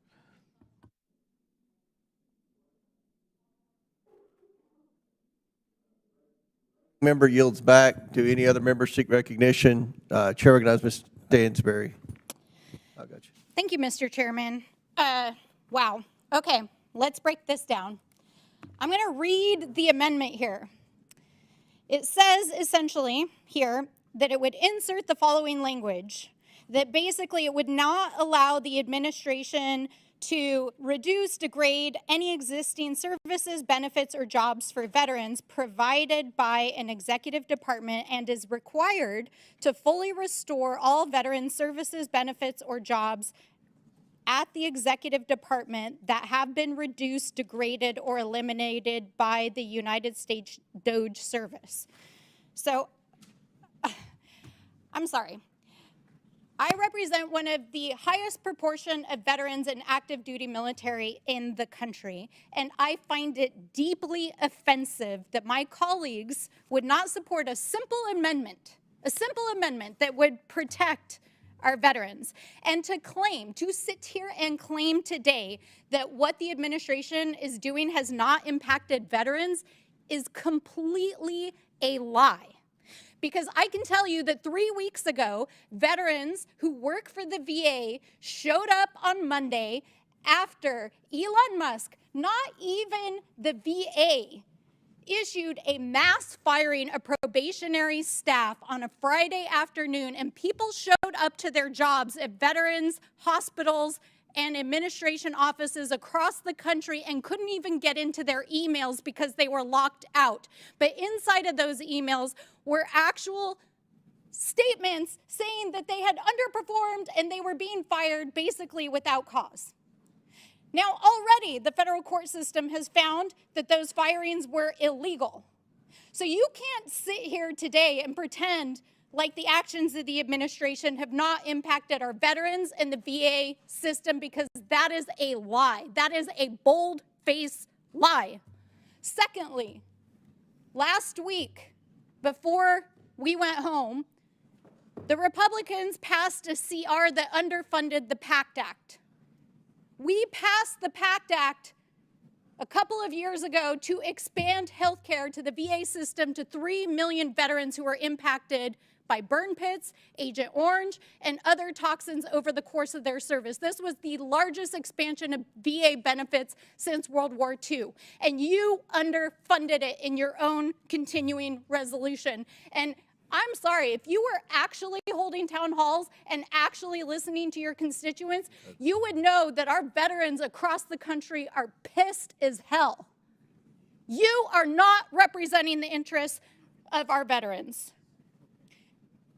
Third, under the auspices of your DEI order, thousands of veterans who have proudly served this country had their history erased from DoD websites. Last week, New Mexico's Navajo code talkers who helped us win World War II were erased from the DoD website. Tuskegee Airmen, thousands of instances of people of color, women, LGBT service members who proudly gave their lives and served this country were erased from the DoD website. And finally, you want to talk about impacts to veterans? You know what we should be actually doing oversight over today? How about the fact that the DoD secretary leaked a Yemeni war plan yesterday to a non-classified journalist on an unsecured text chain? Let's do real oversight here. You want to talk about risks to our veterans? These are the same people that accidentally fired nuclear scientists and engineers who literally maintain our stockpile. These are the same people who leaked classified documents to a journalist. And this is the same DoD who on Friday almost gave our classified war plans for China to Elon Musk. So don't sit here and pretend like you're actually protecting our veterans and you're not even doing your most basic oversight. I yield back. Gentlelady yields back. Chair recognizes Mr. Biggs for a unanimous consent request. Thank you, Honor. Thank you, Mr. Chairman. I put this is an original research published in Journal of Clinical Psychiatry, November 11th, 2024, dedicated to HBOT protocols can improve PTSD symptoms. 68% of participants showed at least a 30% reduction in symptoms, and then upon revision, 39%. Thank you, Mr. Chairman. Yield back. Without objection, so ordered. Do any other members seek recognition? Mr. Subra Marian. Thank you, Mr. Chair. I just want to make clear that many of these so-called bureaucrats are actually veterans. In fact, many of them served their country well. Many of them had exemplary work records. Many of them did a lot of work. In fact, they wanted nothing more than to serve their fellow veterans. And the real problem with the system was that they were using antiquated technology. They were constantly underfunded, and all these rules were in place to make their job 10 times harder. And many of those people live in my district, and I hear from them all the time that all they want to do is the best that they possibly can for our veterans. And yet we have failed them. We in Washington have failed them. And so they will continue to serve, but many of them are now being fired. And what's going to happen when you decrease resources again and again and again? Our veterans will suffer again and again and again. We are breaking our promise to our veterans. And all this amendment does is say that let's actually fulfill that promise to our veterans. And so I support this amendment. I'm actually going to yield over to Ms. Ansari to continue her remarks. Thank you. Thank you, Congressman. Mr. Chairman, I'd like to ask unanimous consent to enter 2 items into the record. One is one you said you don't recall from an article from February 13th, 2025. VA dismisses more than 1,000 employees. And then Without objection, so ordered. the second article, this is a crucial job. Valley veteran working for Phoenix VA unexpectedly loses job in widespread layoff. So as my colleague said, the people being fired from the VA are largely veterans. My colleague— Point of order, Mr. Chairman. Well, first of all, without objection, so ordered on the UC. You're not objecting to the UC? No, not Okay. objecting to the UC at All all. right, and now I recognize you for a point of order. Yeah, point of order is when you're getting a UC, you don't get to read the article. That's right. That is correct. You just, the title. That's the title of the and article. right, you did Mr. Biggs, that. that is the title of the article. If I could use the rest of my time, the callousness that we are seeing from colleagues Mr. across the Chairman, other side of the aisle. point of order. Point of order to, She's had her minutes to speak. She's now trying to use her UC to go forward yeah, and speak. Mr. Subramanian yielded her. Okay, then I apologize. Yeah, Okay. But you're correct on how to propose a unanimous consent request. The title. Yes. and the Otherwise, I would have liked to go publication. forward. That's right. with each That's question. where we got into an argument with Ms. Presley. She was going into detail on a Mr. unanimous Chairman, consent. that- But you, that- you I had read the time. title of the Right. article. That's right. Thank you. Everybody's correct, Church. Perfect. Please proceed. All right. So the callousness that we are seeing from my colleagues on the other side of the aisle in regard to veterans, you are obsessed with buzzwords that do not recognize that real people are suffering in the midst of it. When on February 13th, 1,000 veterans are fired. Then on February 24th, VA axes another 1,400 employees. The point was made today. What was the reason for the firing of these employees?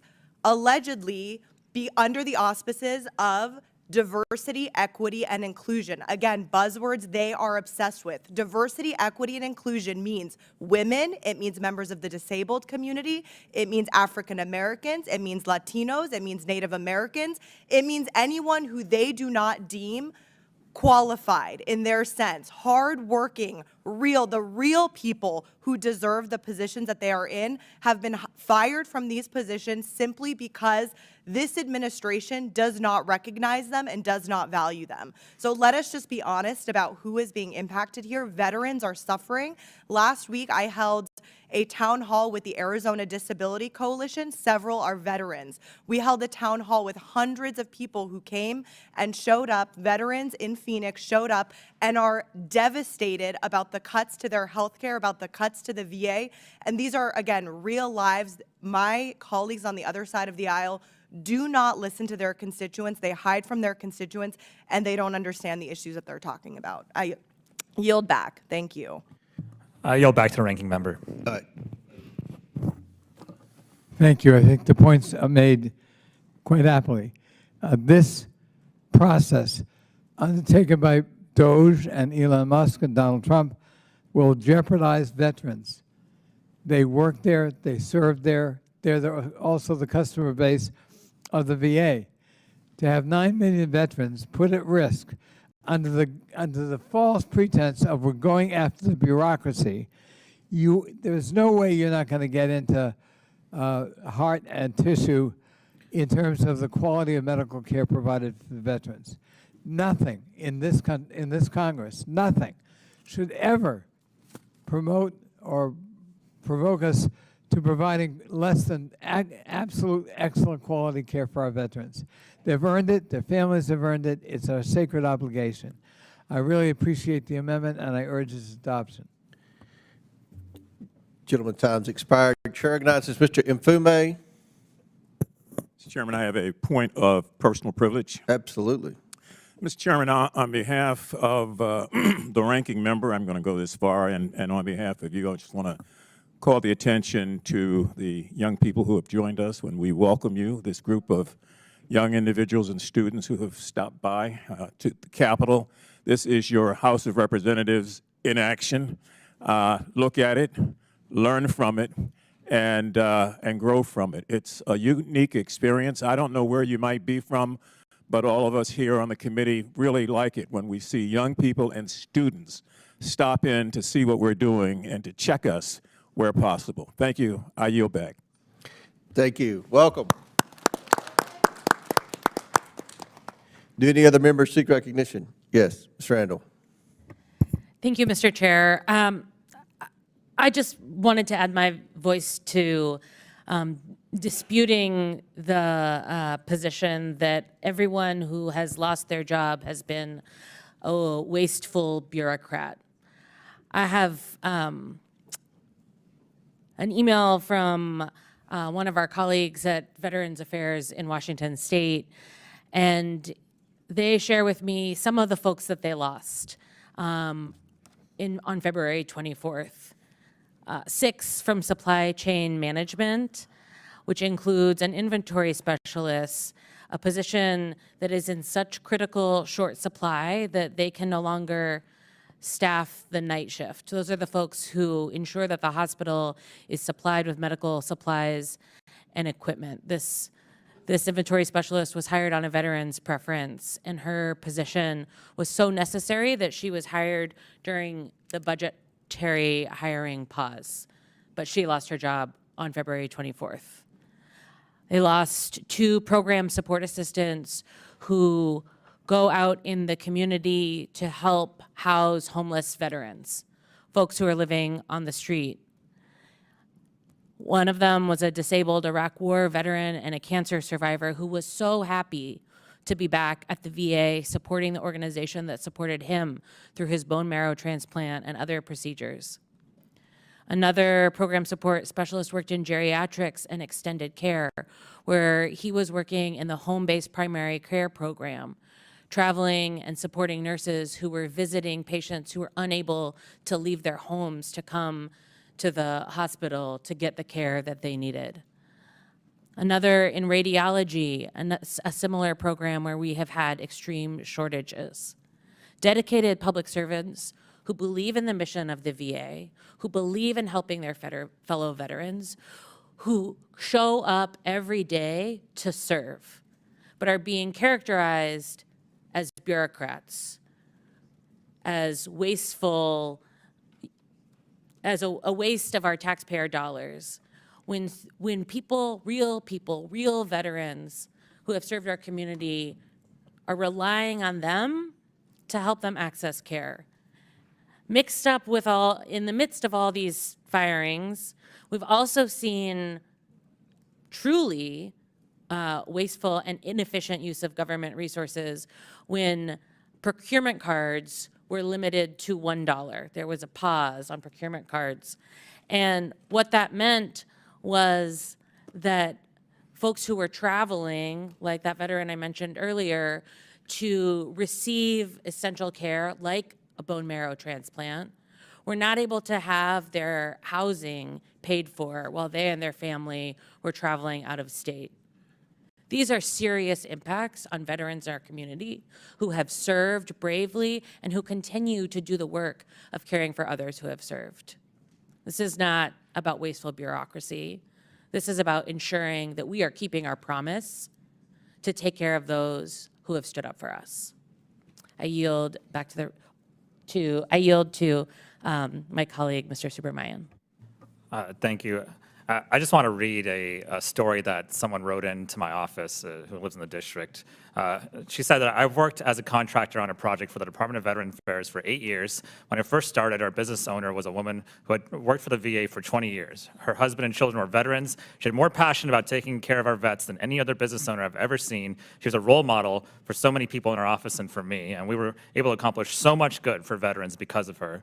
In 2020, she left the VA, and in 2024, she returned to our project. We were so excited to have her back and have her guidance for our program moving forward, but she was laid off last week as part of the probationary firings. Her position has no near-term plan to be filled, and other VA employees are stepping in, but they do not have the capacity, knowledge, or deep personal relationships to make the project successful. This has been a devastating and a huge loss to our veterans and their families. We work in back-end IT, so it's not something a veteran would ever notice, but we work behind the scenes to keep the VA modern and as efficient as possible, and this is a terrible loss for the American people. That's just one person who is serving the VA. Imagine you multiply that by thousands. That's what's going to happen to the VA. That is not getting rid of waste, fraud, and abuse. That is making things worse for our veterans. I yield back to the ranking member. I thank my friend for his observation. That's exactly what is happening because there was no vetting. Time's expired. Any other members seek recognition on the amendment? Mr. Bell. Who? Mr. Bell. Mr. Bell. Have an amendment. Oh, okay. Hang tight. Before you're next on the amendment. No other speakers on this amendment. This was Subramanian. Yeah. Okay. No, this was the Randall amendment. Okay. All right. A lot of amendments here. No, this is Ansari's amendment. This is Ansari's. Okay. Ansari. All right. This is Ansari's. Okay. All right. Okay. I got it. You're good. The question is now on the amendment offered by Ms. Ansari. All those in favor signify by saying aye. All those opposed signify by saying no. No. In the opinion of the chair, the noes have it, and the amendment is not agreed to. Mr. Chairman, would request a recorded vote. A recorded vote is ordered. As previously announced, further proceedings on the question will be postponed.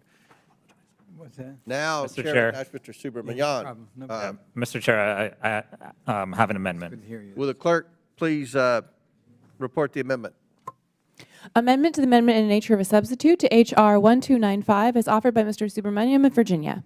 Without objection, the amendment is considered as read. I reserve a point of order. The gentleman from Virginia is recognized for 5 minutes to explain his amendment. The amendment is pretty simple. All it does is ask that we review, do a real review and a comprehensive mitigation plan for any conflict of interest that may threaten the ability of the executive department to serve the public interest, including any conflicts of interest of the president, vice president, an officer or employee of the executive branch, any officer serving in the level 1 of the executive schedule, or any special government employee. And the reason for this is also simple. The American people do not want corruption in our government. They want to make sure that the decisions being made by the executive branch are not to line the pockets of people in the executive branch, but rather to make sure we're doing what's best for the American people. And if there's anything that's bipartisan, it should be that we want to rid ourselves of corruption. I've heard it over and over again. We want to get rid of waste, fraud, and abuse. I think lining your own pockets and using the federal government as a slush fund is fraud. and it's abuse of our federal government. And so whether it's a Democrat or a Republican, we should all come together in Congress and make sure that we get rid of people lining their own pockets and using their office to enrich themselves. And that's what's happening right now. And so I want to make sure if we're going to try to do this reorganization of government that is not full of corruption. But what I think is happening instead is that we are going through a practice where we're making corruption easier, where we're embracing people lining their pockets and using their office and using their positions in the executive branch to enrich themselves. And by getting rid of some of the safeguards, getting rid of the inspectors general, getting rid of the people who are in charge of getting rid of waste, fraud, and abuse, we are making it worse. And so it's a simple amendment. I hope it has bipartisan support, because this should be a bipartisan effort to rid ourselves of corruption. And I'll yield back to the ranking member and hope that both sides of the aisle support the amendment. I thank my colleague for yielding, and I support his amendment. The American people ought to be reassured that whoever is involved in government efficiency is clean and has no conflict of interest. Elon Musk has huge conflicts of interest, whether it be Tesla, whether it be SpaceX, whether it be his interest in China. He is a walking sandwich board for conflict of interest. I think this amendment would go a long way to reassuring the American public and Congress that we have scoped it out and that the people involved in so-called Department of Government Efficiency are in fact themselves clean. If they're not, it taints everything they're doing. So I thank Mr. Subramanian for bringing this to our attention. I thank him for his leadership, and I urge my colleagues to support the amendment, and I yield back to the gentleman from Virginia. I yield back to the chair. Any members wish to speak on the Subramanian amendment? Chair recognizes Ms. Stansbury. Thank you, Mr. Chairman. I would love to ask the sponsor of this amendment a few questions just to clarify why it's necessary. You know, I think we have seen an unprecedented effort to not only dismantle the federal government, but the kind of self-dealing that, I mean, let's all be honest, we saw a lot of that during the first Trump administration, but we never saw an unelected billionaire placed in a key decision-making role that would literally be dismantling wholesale agencies, cutting thousands of federal jobs, ending contracts, data mining federal data, who had direct financial conflicts of interest with the federal government. And so I want to ask the sponsor of the bill, you know, we've seen, for example, just a couple of weeks ago, as the FAA was infiltrated by Doge and by Elon Musk, it's my understanding that he replaced the communications contract for the FAA with his own Starlink program. Is that correct? That is correct. And it's also my understanding that Mr. Elon Musk, who has also infiltrated NOAA, which is the agency that does our weather service and tells the Americans and the world that, you know, what's going to happen with the weather, that there's also indications inside the agency that he would like to have SpaceX become the primary contractor for the satellite systems for NOAA. Is that correct? That is correct. And we've also heard that Mr. Elon Musk, who the DoD secretary almost gave access to secret war plans for China last week, is also angling to get billions of dollars in new contracts under the Department of Defense. Is that correct? That is correct. So I don't know about all of you guys, but this sure looks like a scam to me. I mean, right, they're calling it waste, fraud, and abuse, but really what we see is a special government employee who's a private businessman. He's the wealthiest man in the world, and he is literally infiltrating these federal agencies that he has a personal financial interest in. He's cutting the programs, he's eliminating staff, and then he is essentially positioning himself to put into place private contracts. Now, I also want to take a minute to talk about some of the social programs that we're also highly concerned about, because as we know, our colleagues across the aisle passed a resolution, a budget framework a couple of weeks ago here in the House that is setting the stage for one of the largest tax breaks in American history to go to billionaires.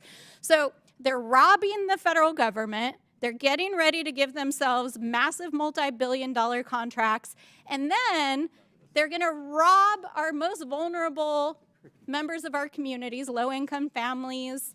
They're going to dismantle the Medicaid system. Now they're talking openly about dismantling Social Security.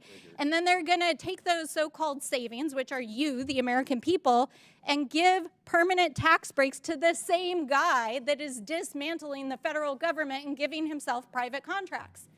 This is a total scam, a total scam. Like, folks need to wake up. This is not about waste, fraud, and abuse. This is a scam. They are running a scam on the American people and on the federal government. And what this bill does, because we had a little bit of debate about this earlier, you know, they're saying, oh, this just preserves congressional authority. This doesn't actually expand any authority. If that was true, then why the hell would you want to try to pass this bill? And if you read the underlying statute, since my colleague across the aisle alleged that I don't have good reading comprehension, we downloaded the original statute with the amendments that the underlying bill that is being heard here today would do to the underlying statute. And what it does is it eliminates Senate authority to stop this bad stuff from happening, because it essentially only requires a simple majority resolution in the Senate to gut hundreds of years of federal statutes creating agencies that help the American people so that Elon Musk can make more money. And that is what this bill is all about.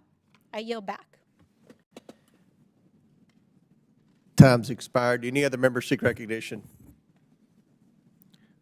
Seeing none, the question is now on the amendment offered by Mr. Superman from Virginia. All those in favor signify by saying aye. Aye. All those opposed signify by saying no. No.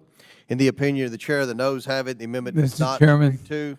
Mr. Ranking Member? I would request a recorded vote. Recorded vote is requested by Mr. Conley. As previously announced, further proceedings on the question will be postponed. Now, Chair recognizes Mr. Bell. Okay. Thank you, Mr. Chair. As a former prosecutor, Right, we have to do that first. You have an amendment at the desk? I have an amendment. Would the clerk please report the amendment? Then we'll get you started.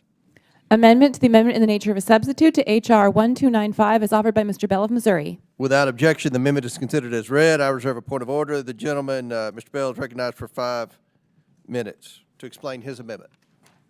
Thank you, Mr. Chair. As a former prosecutor, I know about scams. And in the past, Congress has granted presidents limited authority to propose structural changes to the federal government under expedited procedures, as we've talked about. This authority, used responsibly by past administrations, allowed for reorganizations aimed at improving government efficiency. But what we've seen with this administration has been amateurish and sloppy, just like releasing government or war plans on a signal chat. Critically, that authority has always come with guardrails, a prohibition on eliminating entire executive departments or independent agencies, and a prohibition on terminating congressionally mandated enforcement functions and statutory programs. These safeguards ensured that reorganization efforts could not be used as a backdoor to dismantle essential government services or weaken protections for the American people.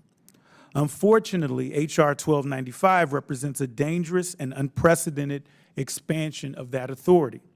It seeks to hijack this long-dormant statute, stripping away the limitations that previously ensured congressional oversight and balance. If enacted, it would give the president and Elon Musk filibuster-proof power to eliminate entire federal departments and agencies, abolish statutory programs, and roll back essential regulatory and enforcement functions that protect public health economic stability, and the rights of working Americans. Among other vulnerable targets under this expanded authority are the U.S. Postal Service and the Postal Regulatory Commission, two independent institutions that provide vital services and public accountability.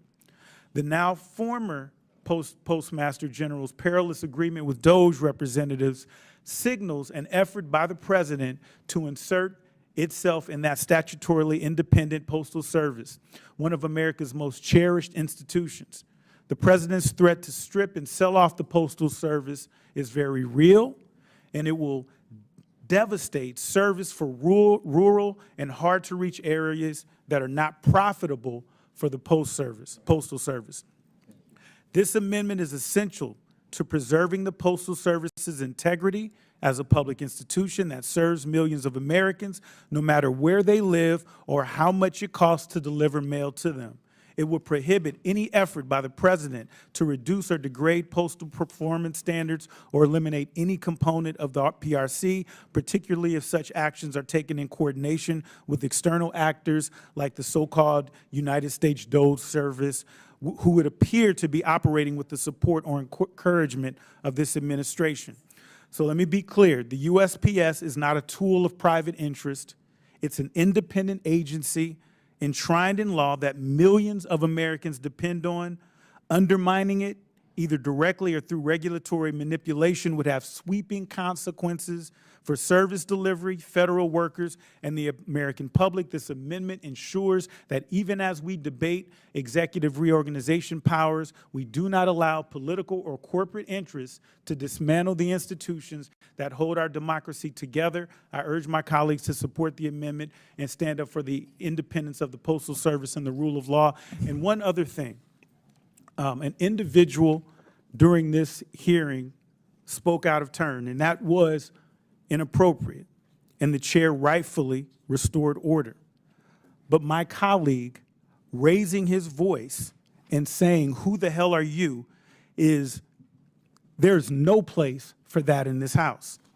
We're talking about guests in the people's house, and to be clear, the guests in the people's house are sitting at this dais. This is their house. And so this body needs to not forget itself and not get too far to where we're so caught up in making clips to go viral that we're not forgetting that we have a duty to set an example of what good governance and bipartisanship is supposed to look like. Let's keep in mind we have not only Americans watching, but we have kids in the room and we have kids around the country that are watching and following our example. I yield my time to the ranking member. I got 4 seconds. I agree with the gentleman in all respects, and particularly his championing of the Postal Service that needs to be preserved and improved. I thank my friend. Gentleman's time has expired. Any other members seek recognition? Mr. Chair recognizes Mr. Mfume. Thank you very much, Mr. Chairman. I want to take a moment to support the amendment that is before us. I want to thank the gentleman from Missouri for offering it. And I want to thank him also for his clear and concise description of the Postal Service, the USPS, and the fact that it is constitutionally established. In fact, Article 8 of the Constitution established the Post Office. We don't see any other name there. No, Doge is not listed there. This is Article 8 of the Constitution. And so we have a right, a solemn right, as a Congress, to protect the sovereignty of the postal system and to make sure that we do everything that we can to ward off attempts to water it down.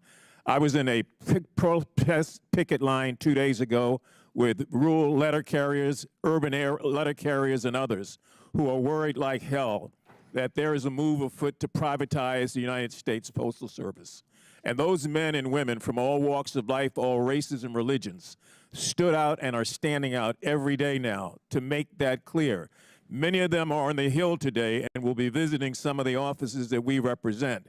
This is not a partisan issue. This is a protection of what is constitutionally guaranteed and protected in Article 8 of the Constitution. I want to thank the gentleman for offering it, and I also want to thank him for his very specific call back to order. I yield back. Would my friend yield for some questions? Yes, I would. Is it true that the Postal Service is created by the Constitution In fact, the only service mandated in the Constitution, and the original Postmaster General actually preceded the Constitution, and his name was Benjamin Franklin. That's correct. Article 1, Section 8. Is it true that the Postal Service represents 635,000 employees? That is true. Is it true that the Postal Service represents the second largest fleet in America, 235,000 vehicles? That is true. Is it true that the Postal Service hits every business and every home, 169 million every day? That is true. And is it true that it takes the last mile, that it eats the loss leader that UPS and FedEx are not willing to take? That is true. Would it be also fair to speculate that were we to damage, privatize, or disrupt the Postal Service, the people most affected immediately would ironically be in red rural parts of America? That is true. I thank my friend for yielding. I yield to the gentlewoman from Ohio. Thank you.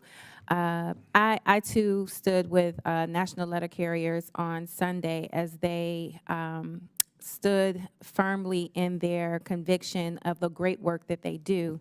I want to remind folks that the consequences would be devastating, jeopardizing the jobs of 7.9 million people who are employed by the $1.9 trillion mailing industry. It would reduce those services that the ranking member talked about of 51.5 million households and businesses in rural communities where private carriers do not deliver. And it would raise shipping costs, driving inflation higher for businesses and consumers. As we pointed out, these proposals would be illegal and unconstitutional. The Postal Service itself is older than the nation itself, enshrined in the Constitution, giving Congress, not the president, a key role in setting postal policy. Mandated by federal law, USPS has been an independent, self-sufficient agency for 55 years. So we want to ensure that we continue to protect this agency that delivers and helps to save lives, not only for those in urban America, but across America, all over the country. So with that, I yield back. Thank you. Gentleman yields back. Any other members seek recognition? Yield to the ranking member if there's any time remaining. I'm sorry. Yield. I would yield to the ranking member if there's any time remaining. Oh, sorry. My bad. I think I really had to say what I said in my question to Mr. Mafumi. Postal Service is a vital service, one of the most popular services presented by government or quasi-government, and was a vital link during the pandemic. It saved lives by delivering foodstuffs, medicine, testing kits for coronavirus. So I think it's really important that we reinstate our support for the Postal Service. I know you, Mr. Chairman, have been a champion of postal reform, as have I. We should work together to make sure the Postal Service is viable and stable and financially tenable. Thank you. Gentleman's time has expired. Do any other members seek recognition? Seeing none, the question is on the amendment offered by Mr. Bell from Missouri.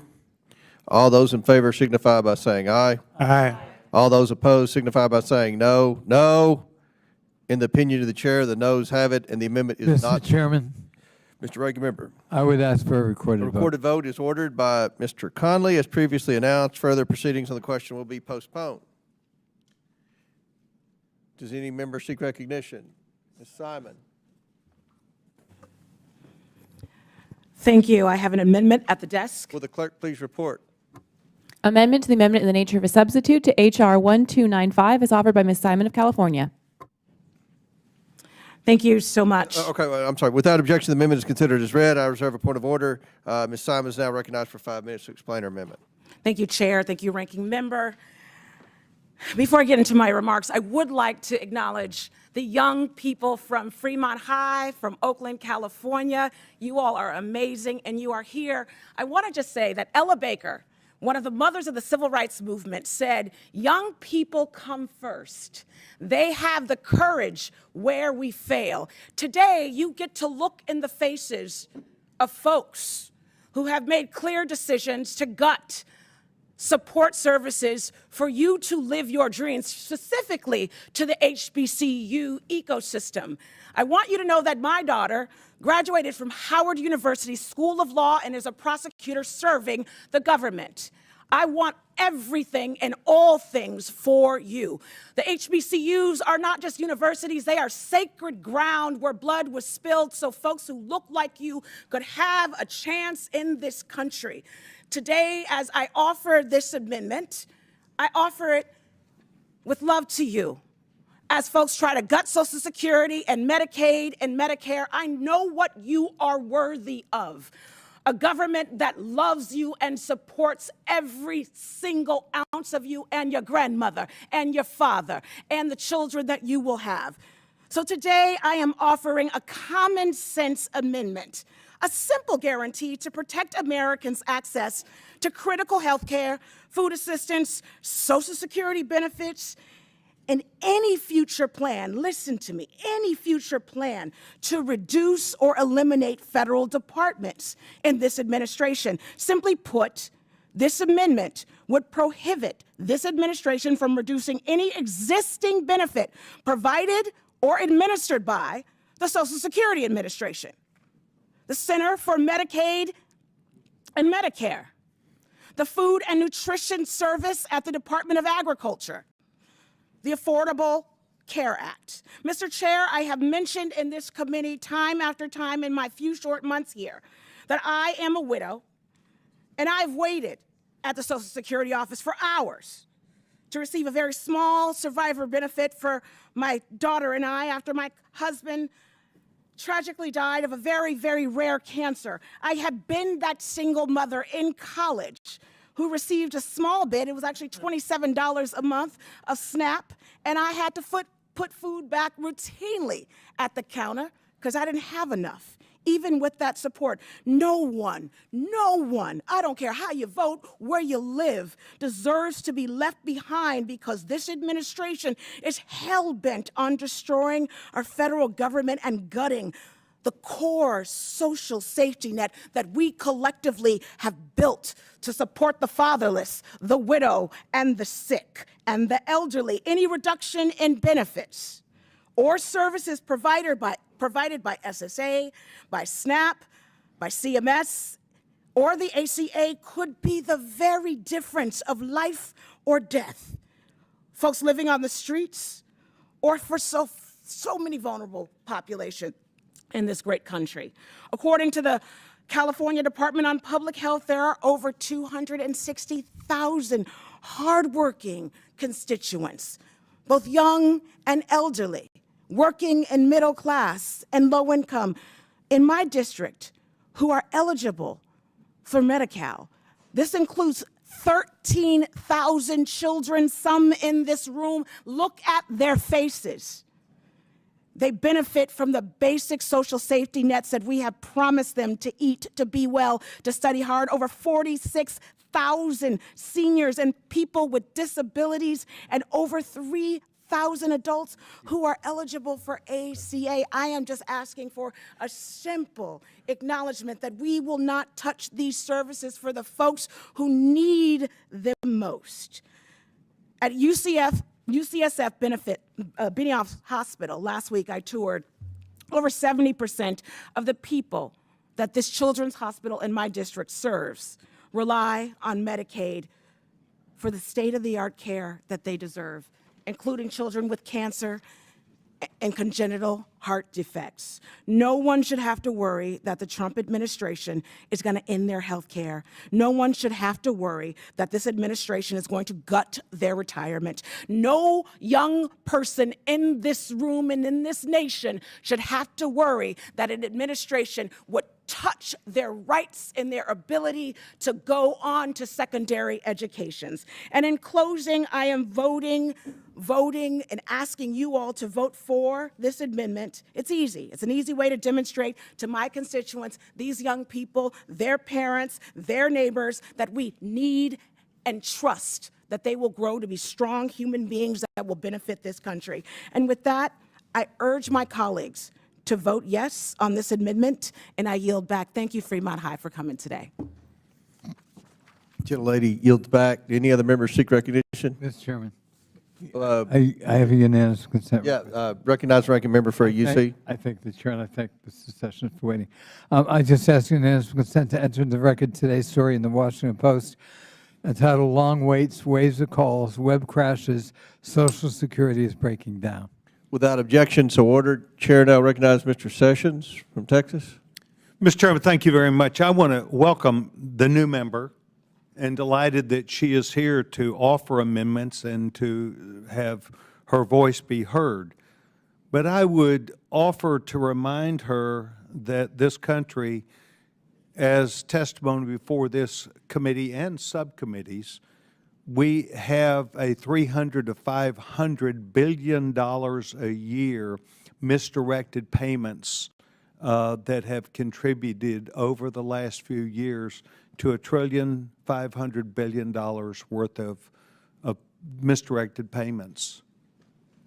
I think it would be fair for her to articulate what she would like to, but I would say to her that an audit is going to take place. That audit is necessary. And some of the things the gentlewoman spoke about are not to destroy, but to enhance those very systems that we and she have spoken about. ACA, Social Security, and a lot of these other government programs that are important, the integrity of them. As a matter of fact, I'm sure the gentlewoman said, don't touch anything. Well, if you touch nothing, that means you fail to do an audit. That means you fail to take people out who have created either an inducement for them that was unlawful or something that might have happened along the way with fraud, waste, fraud, and abuse. But I would tell the gentlewoman that if we, evidently she understands how Social Security works, I really don't. But one thing I do know is that if you turn 65 or Medicare eligible and you have an 18-year-old or less than 18-year-old in your household, that person qualifies for Social Security, up to $1,500 a month, and there is no dollar limit about that. A family could make $300,000, $400,000, $500,000, $600,000 to provide money to that person that is underage.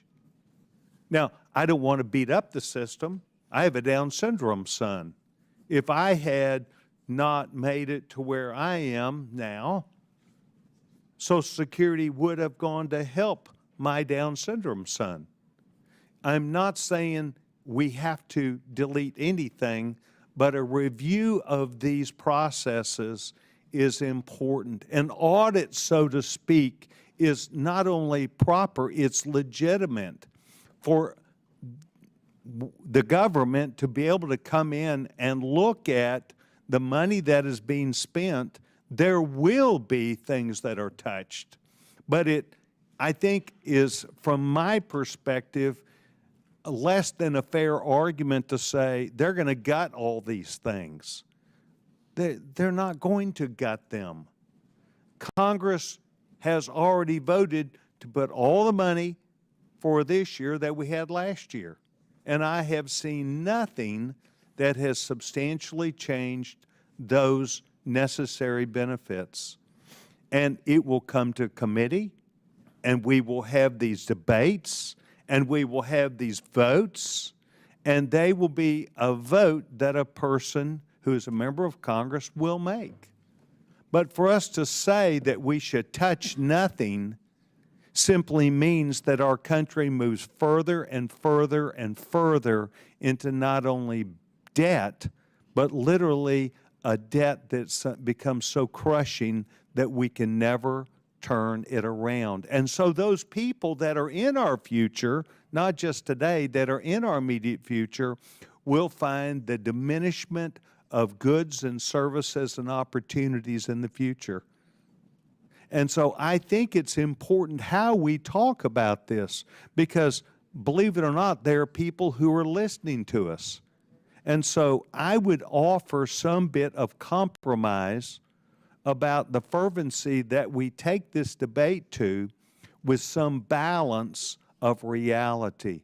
Mr. Chairman, we are going to do these audits. They are going to be done intended for the integrity of the programs, and I do not believe that I've seen evidence that it's going to diminish or stop these necessary important items for people who need it the most. Mr. Chairman, I yield back my time.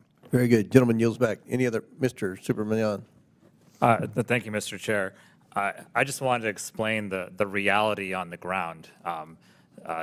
Right now, what they're trying to do is cut Social Security, but in a sneaky way. What they're trying to do is say, you have to show up to the office in person if there's any problems. But then they're firing half the people at these offices and closing down offices.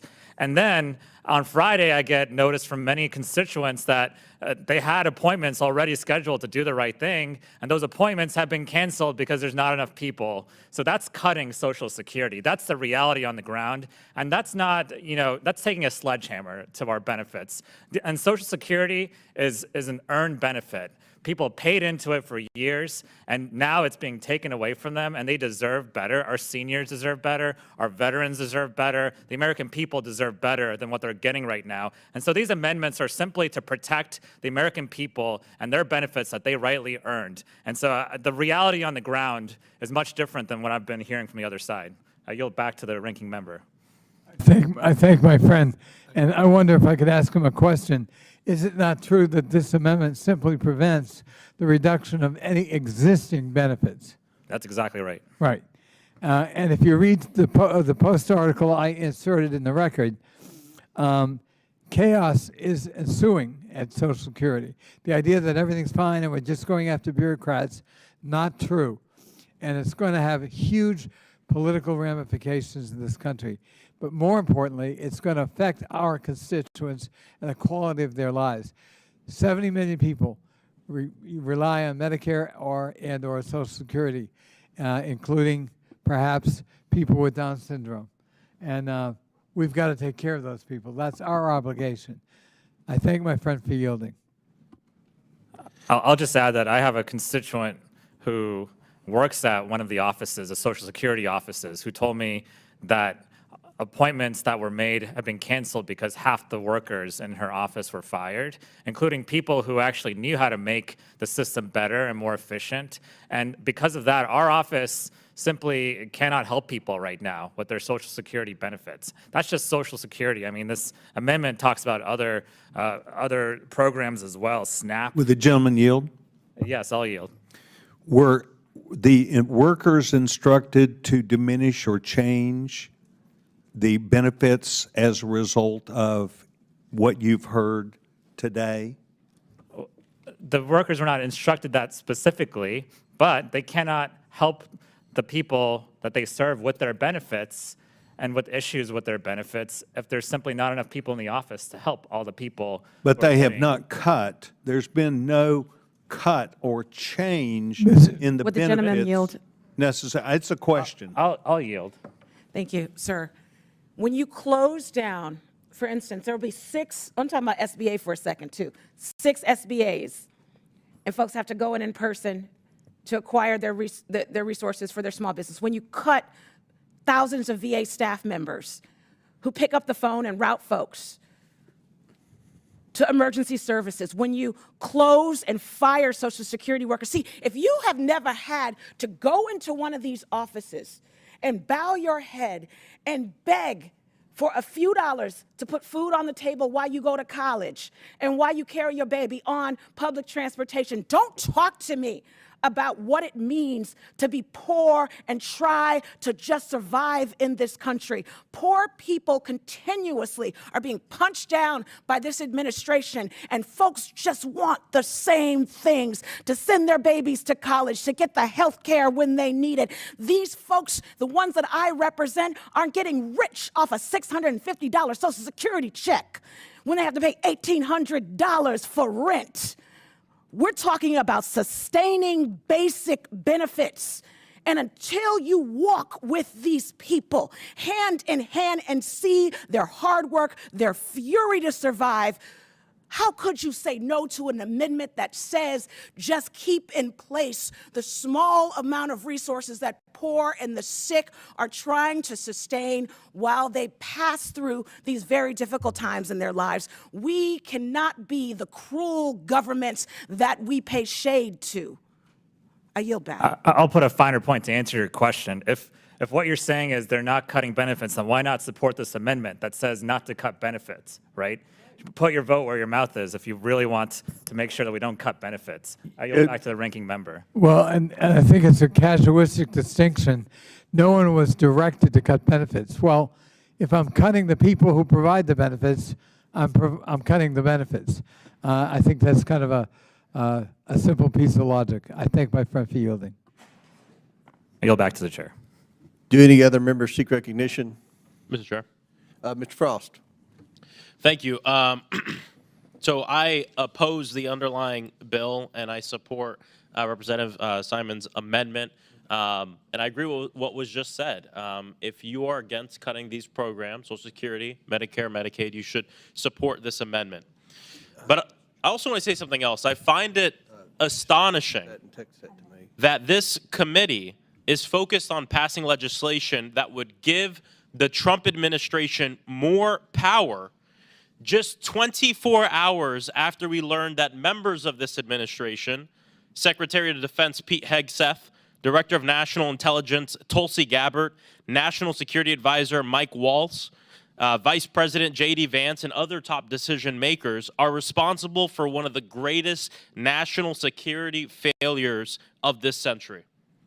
It is our most basic duty as the Committee on Oversight to find out how this could have happened and what damage could have been done and has been done to our national security. And as I claim time to debate on this bill, it is relevant to raise the question of why the Republican sponsor considers this issue more important than getting to the bottom of this, quote, Houthi PC small group, end quote, signal chat, where highly sensitive information about a military operation prior to its being carried out was shared on an unofficial and unsecured channel with a private citizen. Yesterday, Atlantic editor Jeffrey Goldberg published the astonishing story of how he was added to a signal chat by National Security Advisor Mike Waltz that included the Secretary of Defense, Vice President, and 16 others, most of whom have yet to be identified. The White House has already acknowledged the legitimacy of this conversation. Mr. Chair, I ask unanimous consent to enter into the record this Atlantic article titled, "The Trump Administration Accidentally Texted Me Its War Plans." Without objection, so ordered. Over the course of several days, this chat openly discussed military operations against the Houthis in Yemen, putting our service members at risk and putting our country at risk. This is the Oversight Committee. We need to conduct oversight. If a Democratic administration committed such a colossal and possibly criminal failure of national security, I know that my fellow Democrats and I on this committee would join Republicans in investigating it because it makes our country less safe. We need to have Secretary of Defense Hegseth in these chairs under oath, opening up an immediate investigation to answer these following obvious questions. Why was Signal being used for this conversation?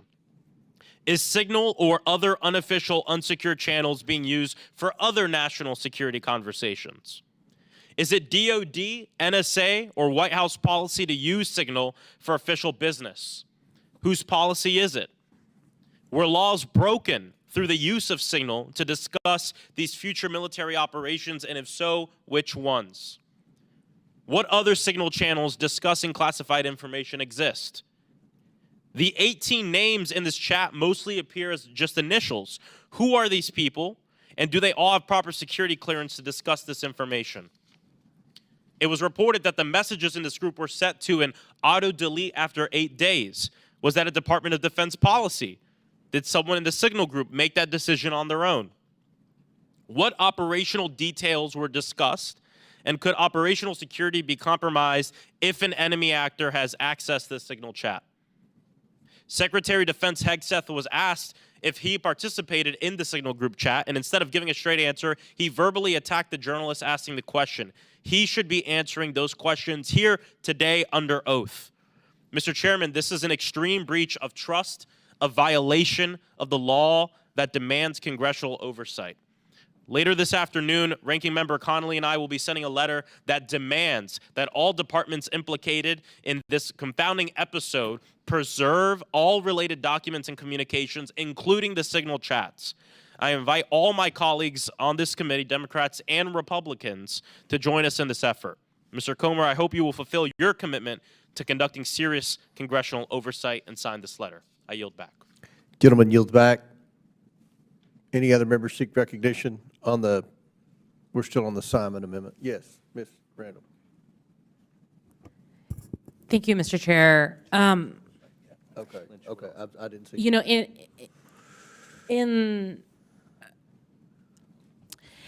response to, you know, the arguments that this amendment is going to diminish the ability for us to audit government programs, recipients of folks of Social Security, of Medicare and Medicaid services, of SNAP, I'd say that this does nothing like that. It just says that this plan cannot diminish the actual benefits that folks are receiving. And I've heard a lot of conversation in this committee and at the Capitol about waste, fraud, and abuse. And, you know, I would argue that Mr. Frost's comments about an abuse of power and misuse of resources are much greater than the 0.0002% of Medicaid claims in Washington state that have been found to be fraudulent. Of 2 million a year, 2 million, there have been between 30 and 40 fraudulent payments discovered. And I, you know, use the 40, the higher level, when I determine the percentage of fraudulent claims. These are families with children with Down syndrome, like Mr. Sessions, with children with microcephaly, like my family, parents who have just given birth and are trying to stay healthy to care for their new baby, kids and low-income families, seniors who deserve health care. Everyone deserves health care. But outside of the underlying bill, Republicans and this administration have asked for, have submitted and passed a budget resolution that looks to eliminate $880 billion from energy and commerce, which is impossible without significantly cutting Medicaid. So we can stand here and say, we're not trying to cut Medicaid, we're just trying to make government more efficient, but in the meantime, we're trying to pass a budget that will significantly eliminate Medicaid funds. So, you know, respectfully, regardless of what this underlying bill seeks to do, the efforts are there to tear away benefits from individuals who need Medicaid to survive, who need Medicaid to thrive, who are just trying to live their lives. While we are, we have been voting on budget policy that would defund those programs in order to give tax breaks to people who are in a position to make a lot of money off some of the decisions that this Congress is making. I think it is the bare minimum to say we will not reduce these existing benefits in any plans that we submit to this Congress. I yield back to the ranking member. I thank the gentlelady, and I think her observations are quite correct and quite apt. We forget in cloaking ourselves around a fight against bureaucrats that there are real people who have real needs. Social Security, the Veterans Administration, other programs of the federal government provide those needs. They service those people. They are vital links for a huge population of Americans. And when we tamper with that, when we jeopardize that, we are jeopardizing their security, their health, their safety. I think that's really important.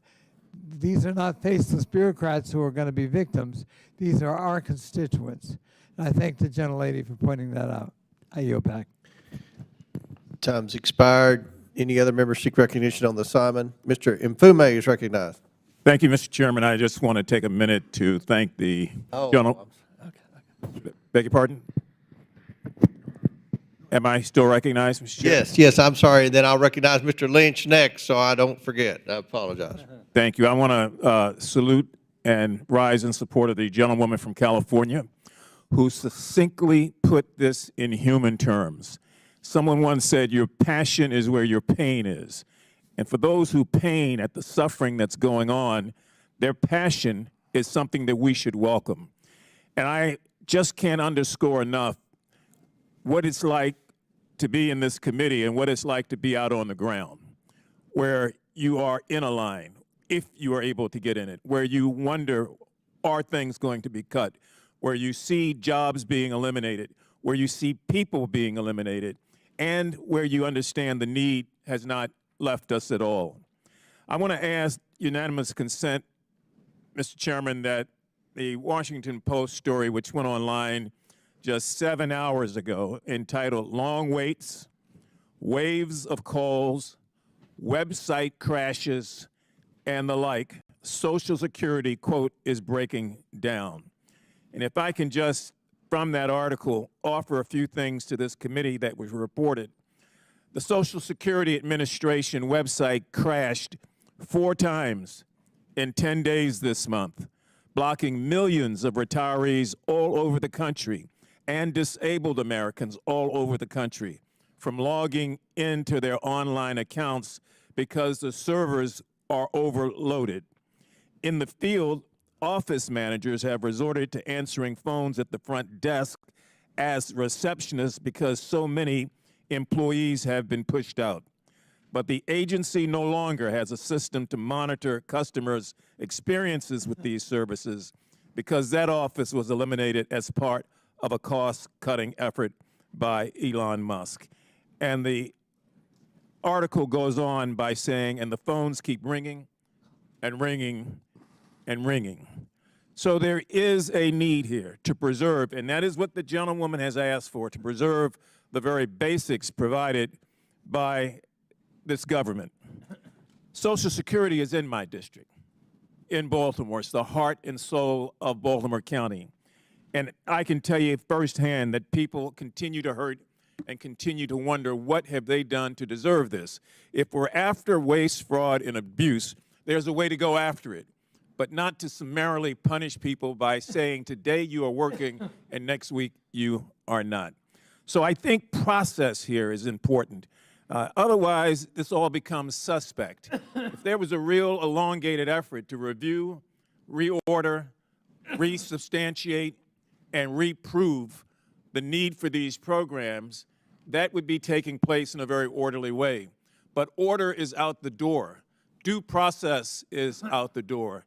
And in its place, we've gotten this chaos, almost design chaos, that has left so many of us asking these questions. So it's not a personal issue. It's not an issue to try to get time on anybody's network.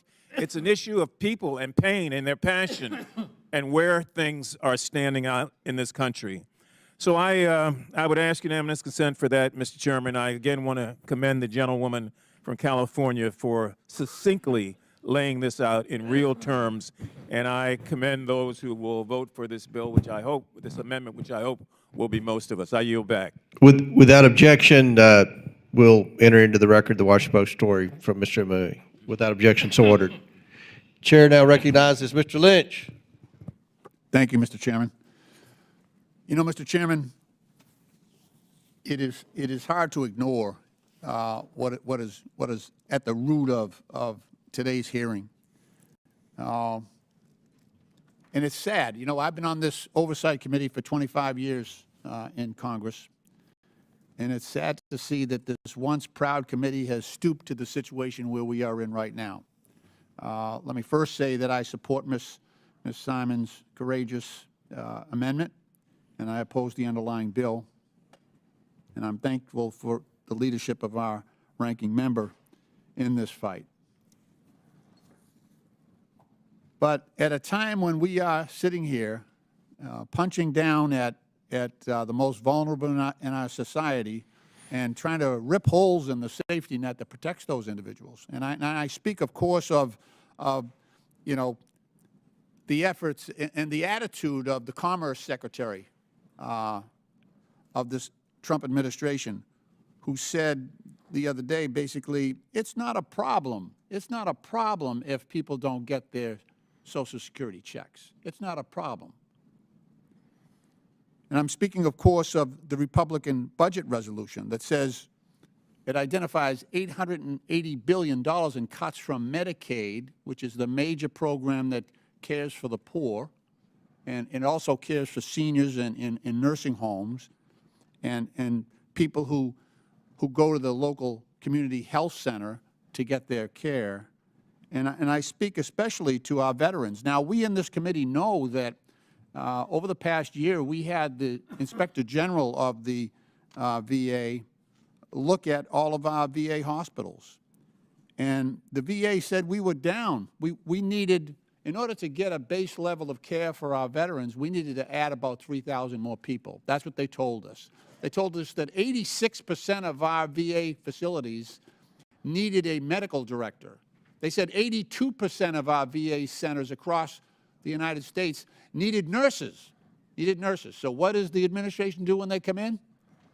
They announced that they're going to cut 80,000 more employees from the VA. So we have an administration here that is punching down. I'm sorry, did you say 80,000? 80,000. 80. 80,000. And so this administration is punching down at the weakest in our society, the most vulnerable. We're talking about the poor. We're talking about seniors who can't help themselves and can't go out and get another job or generate more income. We're talking about wounded veterans at our VA hospitals. Wounded veterans. And there's something special about VA benefits, veterans benefits. Those benefits are for services, courageous services previously rendered. And so now after our veterans put on the uniform, fulfill their obligation honorably, and come home, many of them with the scars of war, both visible and invisible, the administration is cutting the benefits that should automatically accrue to them. It's unthinkable. That has never been a tradition in this country, to ignore the valiant service of our veterans. But it is today, unfortunately.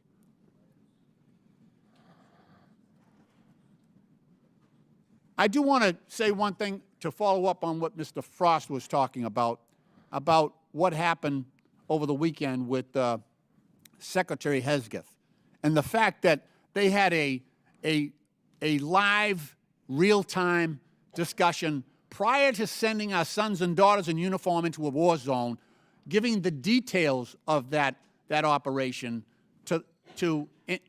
within an unsecure line of communication on Signal. Anybody could have picked that up.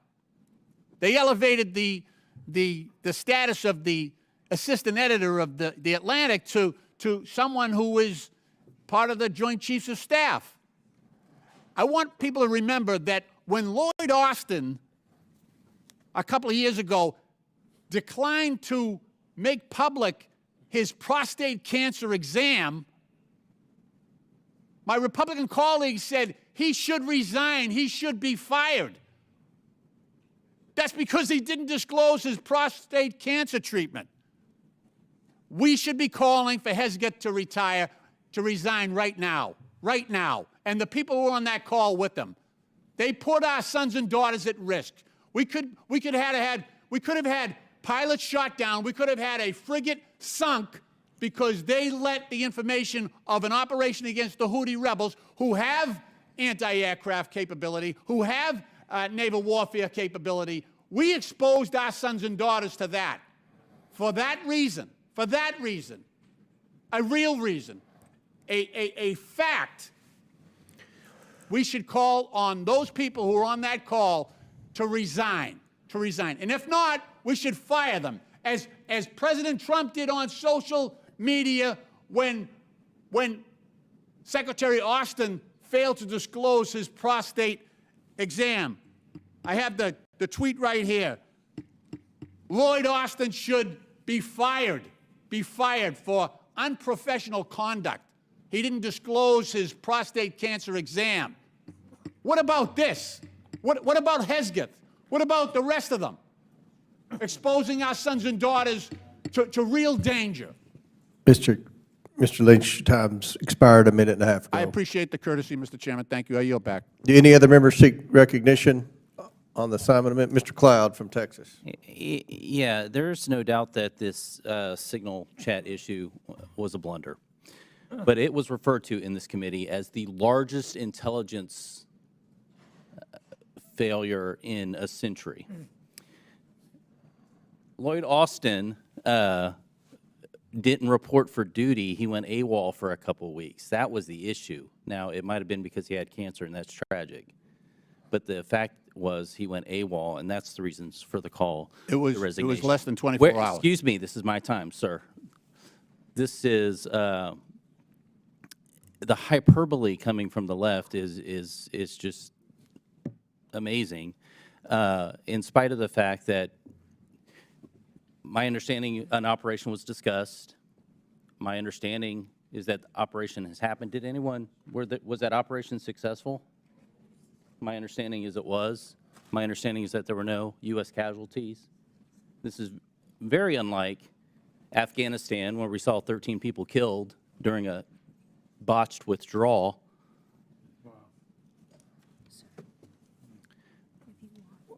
Let's try to get back to some sensible sort of conversation, please. Chairman, I yield back.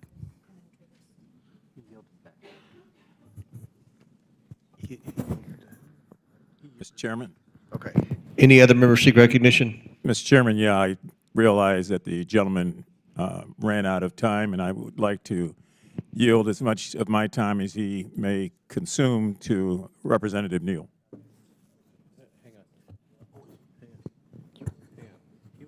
I thank the gentleman. Look, okay. Sorry. But it's fine. I recognize Mr. Mfume, and he yielded. Go ahead. I thank the gentleman. I just think that, look, over my 25 years on this committee, we have proudly worked side by side on issues where Mr. Chairman, excuse me for interrupting. I just would ask the courtesy of attention. The gentleman is speaking. Lynch is recognized. Please have order. Okay, thank you. Thank you, Mr. Chairman. I've had the opportunity, the honor really, to serve on this committee for 25 years. And there have been moments. I was elected on September 11th, the day of the attacks. And so when I got here, there was a real sense of unity, a real sense of being Americans, and identifying the real threats to this country and coming together, Republican and Democrat, working on that together. And frankly, I miss that. Here's a situation where clearly, I mean, there's no way to, you can't put lipstick on this pig. We had a real-time conversation with rich details about a real-time attack on an adversary. And we allowed that to occur with a whole host of defense and intelligence personnel in the Trump administration on an unsecure line. So it wasn't an error on one person's part. It was a tawdry example of the Keystone Cops here, where all of them on an unsecure line discussed the details of a military operation that was happening imminently. If the Houthis, first of all, that signal system is, as we know on this committee, and we are warned not to go on that in our official capacity. We are warned, so we know how vulnerable that is, and they knew. The officials knew. They went on and discussed the details. Now, we know we've all received those warnings here from our intelligence personnel about the vulnerability we might present if we have important discussions on that network, on Signal. We're told that the Russians and the Chinese, the Iranians, the North Koreans are watching that and watching us. And we're told not to go on that network, okay? That's a fact. We all know that. They went on that network and discussed the plans of an imminent attack, an imminent operation against the Houthis, who have anti-aircraft capacity, anti-naval capacity, and could have killed a whole lot of Americans because of the carelessness of this group. Will the gentleman Now, yield for a question? That used to be, not yet, that used to be the type of thing that brought us together when we recognized that danger, when we recognized that vulnerability. And we would hold people accountable back in the day. And we're not doing that. Right now, we're giving it a good leaving alone. And I'm just saying that this goes to the very heart of this committee. We were built for this. This committee, we were built for this. We were made for this. And I'm just saying we're missing an opportunity. You know, there's politics. I get that. But then there's also the safety. Look, there's the responsibility for us. When I nominate a kid to the Naval Academy or to West Point, that comes with responsibility. And those are the kids we're sending in here, putting them at risk because we're allowing this inept group of people who shouldn't be in the positions they are in the first place. They were totally unqualified. But this is exactly what happens when you put accountability in your back pocket and you refuse to stand up to the President of the United States. Mr. Chairman, my time has expired, and I'll yield back. Time's expired. Any other members seek recognition? Mr. Chairman, I would move adoption. Simon, all those in favor signify by saying aye. Aye. All those opposed signify by saying no. No. In the opinion of the chair, the noes have it. Mr. Ranking Member. I would like. I would request a recorded vote. Recorded I vote request a recorded vote, sir. is ordered. As previously announced, further proceedings on the question will be postponed. Now, Chair recognizes Ms. Presley. Or for what purpose does Ms. Presley seek recognition? Mr. Chairman, I have an amendment at the desk. Would the clerk please report the amendment? Amendment to the amendment in the nature of a substitute to H.R. 1295 as offered by Ms. Presley of Massachusetts. Without objection, the amendment is considered as read. I reserve a point of order. The gentlewoman from Massachusetts is recognized for 5 minutes to explain her amendment. This should be a simple and unanimous addition to this bill. It reads, quote, "Rule of construction. Nothing in this act may be construed to allow an executive department to enact a policy that supports racial segregation," end quote. There should be no debate about whether our government should be able to implement segregationist policies, but without this amendment, nothing stops an administration from using reorganization powers to roll back civil rights. Now, I represent a diverse and beautiful district, the Massachusetts 7th Congressional District, where people at town halls in my district, this last in-district work period, genuinely expressed concern that our country is moving backwards. Trump's slogan, "Make America Great Again," begs the question, when exactly is he talking about? What year does Donald Trump want to return to? I'd like to know. I can venture a guess based on many actions, which I'll enumerate shortly. But let's take a moment to revisit Donald Trump's origins and his track record. Donald Trump was born in the 1940s and raised under Jim Crow, a time when laws were codified to give him an advantage with the segregation of schools, businesses, and public spaces. And when he started taking control of his dad's real estate businesses a few years after the passage of the Civil Rights Act of 1964, Trump made front-page news when he was sued for discriminating against black families who applied for housing. 60 years later, he is still making front-page news for racial discrimination. Just last week, the Trump administration revoked a decades-old policy that prohibited federal contractors from having segregated facilities.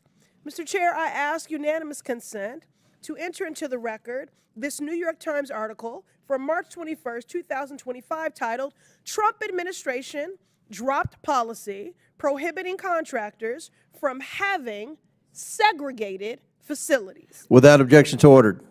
All right, y'all, now let that sink in. This administration just made it easier for businesses to reintroduce white-only waiting rooms, white-only bathrooms, and white-only water fountains in the year 2025. But this isn't just about one policy change. It's about a broader, coordinated assault on civil rights to take America back to Jim Crow. Trump has appointed judges that don't support the Brown versus Board of Education decision, an obvious opening for a return to segregated schools. Trump is dismantling the Department of Education as we speak to prevent access to equal education and upend more than 300 active civil rights cases in my district alone. Trump has overturned executive orders from the 1960s, including one signed in 1965 that mandated equal opportunity for people of color in the recruitment, hiring, and training of federal contractors. Trump has even removed Black history from government websites, including the Department of Defense. He is literally trying to prevent people from learning about Black veterans and their contributions and sacrifices in this country. I could go on, but we would be here until tomorrow. And listen, I will be the first to acknowledge Democrats and Republicans alike have a bad history on this issue. But today, only one party is acknowledging that shameful legacy, while the Republicans remain silent, deafeningly so.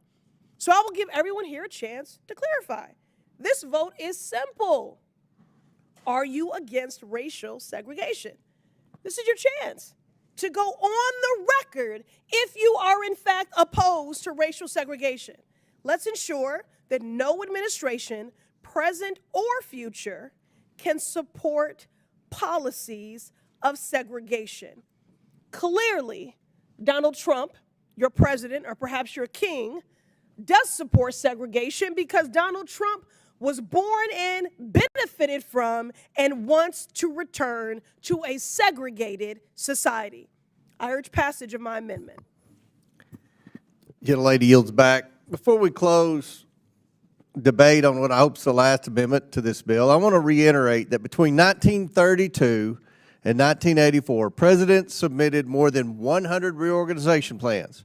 Presidents from Roosevelt to Reagan used this authority to create or dismantle federal agencies. Presidents Clinton, Bush, and Obama requested renewed and expand authority. This bill does just that for President Trump. I ask unanimous consent to enter into the record a CRS report titled Presidential Authority, History, Recent Initiatives, and Options for Congress, which details what I just mentioned. Without objection, so ordered. Do any other members seek recognition on the Presley Amendment? Ms. Simon. Thank you, Chair and Ranking Member. I want to thank my esteemed colleague for this amendment. And we have seen just in the last couple of months a very clear attack on the beauty of inclusion, the fabric that we have weaved together as a nation, saying that we all have culture and history that makes up these great states. I'll yield my time to Congresswoman Presley. Thank you to my esteemed colleague from California. Look, I don't want us to lose sight of what is actually happening here. Let's not revise what's happening. The Trump cabinet is on track to be one of the whitest cabinets in modern history. And when the government is given unchecked authority, civil rights are often the first to be sacrificed. Without this amendment, nothing in this bill stops an administration from using its reorganization powers to weaken the enforcement of civil rights and anti-discrimination protections. So I don't know why anyone here would be either deafeningly quiet or be opposed to a guarantee that government cannot support segregation. This bill grants the president and executive departments new powers, and it is essential that we explicitly limit these powers from rolling back civil rights and supporting segregation. Now listen, I'm somebody who believes, in the power of data. So let me offer some data points here. The Department of Housing at HUD, Trump is firing HUD workers in my district, including those that oversee anti-discrimination work. If we do not pass this amendment, he could try to allow for segregated housing like he did with his real estate properties in New York. Department of Labor, Trump has fired members of the Equal Employment Opportunity Commission, an independent agency leading to power being concentrated in the Department of Labor. If we do not pass this amendment, we could see the erasure of all progress made for equal employment and equal pay, regardless of race. And finally, the Department of Veterans. The erasure of the contributions of Black veterans is already happening under the Trump administration. Without this amendment, Trump would go further than websites. He will deny Black people care at local VA hospitals throughout the country. So I don't understand why anyone would be opposed to what should be an easy amendment to support, unless you support the efforts of Donald Trump to resegregate this society, which he is clearly on track to do, having just dropped this policy prohibiting contractors from having segregated facilities. Why would such an action be taken if that is not the root and the motivation of his dangerous and draconian actions that seek to take us back? Would the gentlelady yield for a second? Who's asking? Mfume of Maryland. I yield to Mr. Mfume. Following up on what you just said, is it true that the Department of Defense erased all accounts of the Tuskegee Airmen and all the bravery that they demonstrated during World War II? Shamefully, yes. And is it true that the Tuskegee Airmen are all Black? Yes. Is it true that the Department of Defense erased Jackie Robinson's contributions when he was away serving his country as he played baseball? Yes. Is Jackie Robinson Black? Yes. Is it true that the Department of Defense recently, yesterday, erased mention of Dory Miller, the first mess attendant, cook, who ran upstairs while Pearl Harbor was under attack with no training and grabbed a gun and artillery and shot down enemy planes? Yes. And was Dory Miller Black? Yes. So your point about erasure here is very well taken. And these are not things that I made up. These are things that have been reported in the last 10, 15 days that have taken back. I yield back, I thank the gentlelady for her time. Mr. Chair, I ask unanimous consent. Proceed. I want to enter into the record this article from the Griot from March 21st, 2025, titled, "Trump's Move to Dismantle Department of Education Sparks Fears of Racial Segregation." Quote, "An attack on Black children," unquote. Now, I'm sorry. Without objection to order. Thank you. And Now, your time's expired, but I'll give you a few more seconds. Oh, thank I don't want to get into a TikTok battle with you here. Well, so. All right. I'm fine with us making news to expose what's actually happening here in this country with this government. Is there someone who would yield me time? Any of my colleagues, please? Yeah, let's do that. Ms. Stansberry, you're recognized. Mr. Chairman, I just want to read this amendment really quick. It says, nothing in this act may be construed to allow an executive department to enact a policy that supports racial segregation. If you guys vote against this, you are voting against a sentence that says that nothing in this bill should allow or support racial segregation. I want that to be on the record. So when we have a recorded vote on this, if you vote no to this amendment, you are voting to racially resegregate the United States. Let's be clear about that. I yield my time to the gentlelady. Thank you very much, Congresswoman Stansbury. You know, again, I don't want us to get distracted here. When I'm in district and my constituents are expressing their fears about ongoing, unrelenting, coordinated efforts to resegregate society, the reason the public is talking about segregation is because Trump is talking about segregation. Trump is repealing policies from the 1960s, not me or other Democrats. Trump is allowing businesses to discriminate against black people, not me or other Democrats. In fact, immediately after Trump issued his executive order targeting the Department of Education, Google searches for the term segregation surged to their highest recorded level, skyrocketing to more than 5 times the volume of searches from just week prior. Why? Because our communities are preparing for a rollback in civil rights because Donald Trump isn't just talking about it, he's doing it. And our constituents, the American people, are smart enough to recognize that attacking the Department of Education will disproportionately impact black and brown students. The agency was created in the 1970s after segregation ended, and destroying it now is laying the groundwork for segregation to restart. You finished? I yield. Gentlelady We go back to yields back. Stansbury.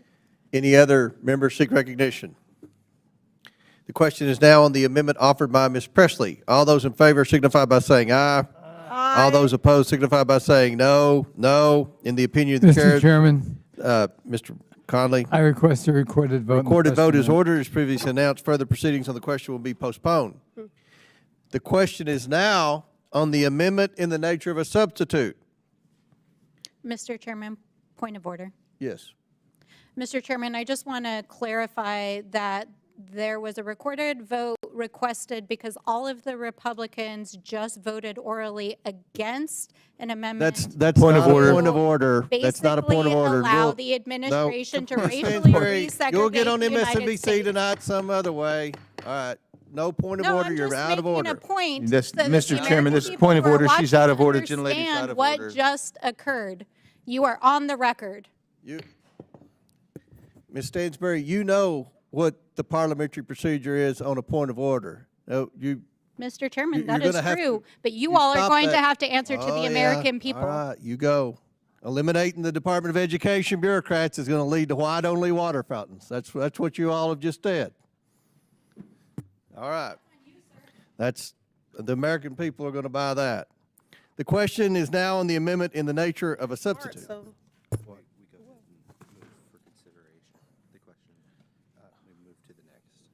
Okay, we go to the next bill. All right, our next item for consideration is H.R. 1210, the Protecting Taxpayers' Wallets Act of 2025. The clerk will please designate the bill.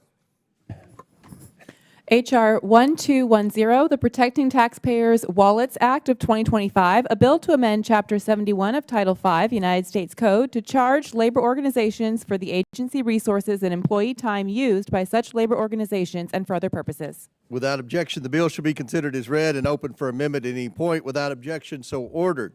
The chair recognizes himself to offer an amendment in the nature of a substitute. The clerk please designate the amendment. An amendment in the nature of a substitute to H.R. 1210 is offered by Mr. Comer of Kentucky. Without objection, the amendment is considered as read and substitute will be considered as original text for the purposes of further amendment. I now recognize myself for 5 minutes for a statement on the bill and the amendment. H.R. 1210, the Protecting Taxpayers' Wallets Act, would charge federal employee unions a fee to compensate federal agencies and the nation's taxpayers for resources used to support union activities. Under federal law, certain federal employees are authorized official time for collective bargaining purposes during the time the employee otherwise would be in a duty status. In other words, federal agency employees who also serve as employees of a federal employee union may conduct and be paid to conduct official union activities during work hours instead of performing their regular job duties. The bill would shift the financial burden of supporting such official time away from the taxpayers to the federal employee unions. It should shock American taxpayers that federal employees are being paid to work substantial hours in support of public sector unions instead of the agency operations, missions, and programs they were hired for in the first place. In some notable cases, federal employees dedicate all their working hours to union activity. This bill would discourage overuse and abuse of official time by federal employees. This bill would discourage overuse and abuse. I want to thank my colleague, Mr. Perry from Pennsylvania, for his attention to this matter and for leading the Protecting Taxpayers' Wallet Act. I urge my colleagues to support this sensible reform. I now recognize the ranking member for his opening statement. Thank you, Mr. Chair. This bill is an attack on our federal workers. Official time is often used to engage in projects that improve efficiency and productivity. I know this because I've heard it directly from my constituents. Many federal workers in my district have said that it's used for management trainings to increase productivity in departments, and it's used to resolve office conflicts to make sure employees can do their jobs effectively. If we continue to attack the workplace of the federal government, how can we expect to retain any talent and compete with the private sector? How can we expect to get rid of waste, fraud, and abuse? And what's going to happen is there's going to be a brain drain in our federal government. We need these workers to keep our air travel safe, food supply secure, and public health protected. So this isn't about government efficiency. This is yet another example of targeting our federal workers. I yield back. Chair now recognizes the sponsor of the bill, Mr. Perry. Well, thank you, Mr. Chairman. The Protecting Taxpayers' Wallet Act requires federal employee unions to reimburse federal agencies for the use of agency resources and official time spent each quarter. Now, federal agencies will assess public sector unions a fee to utilize resources such as office space, equipment, expenses incurred while on union time, and any official union time used by labor representatives affiliated with these organizations.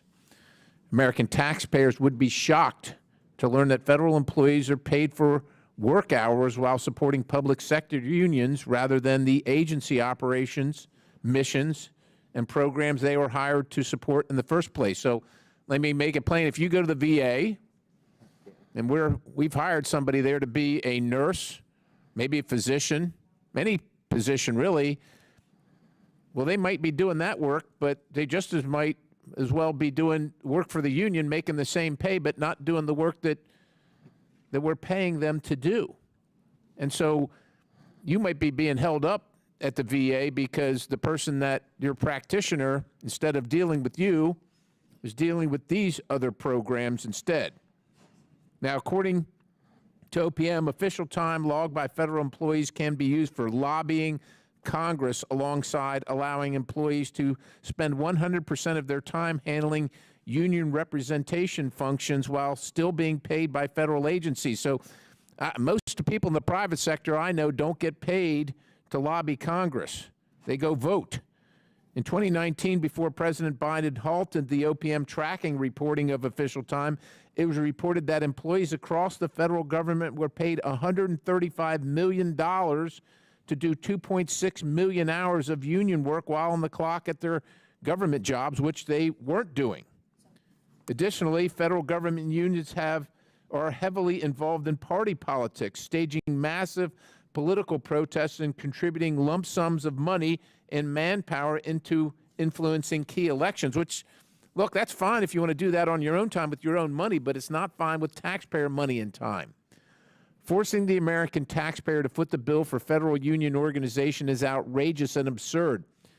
Even FDR, President Roosevelt, agreed with that. It's quite simple. If federal employees and resources are going to be used for union tasks, the union should quite clearly have to foot the bill. It'd be like having an NRA convention or something in your federal government office. Most of the people here wouldn't agree with that, but somehow they agree with this. American taxpayers are paying government employees to do a job, not the bidding of, and strategizing of organized union bosses.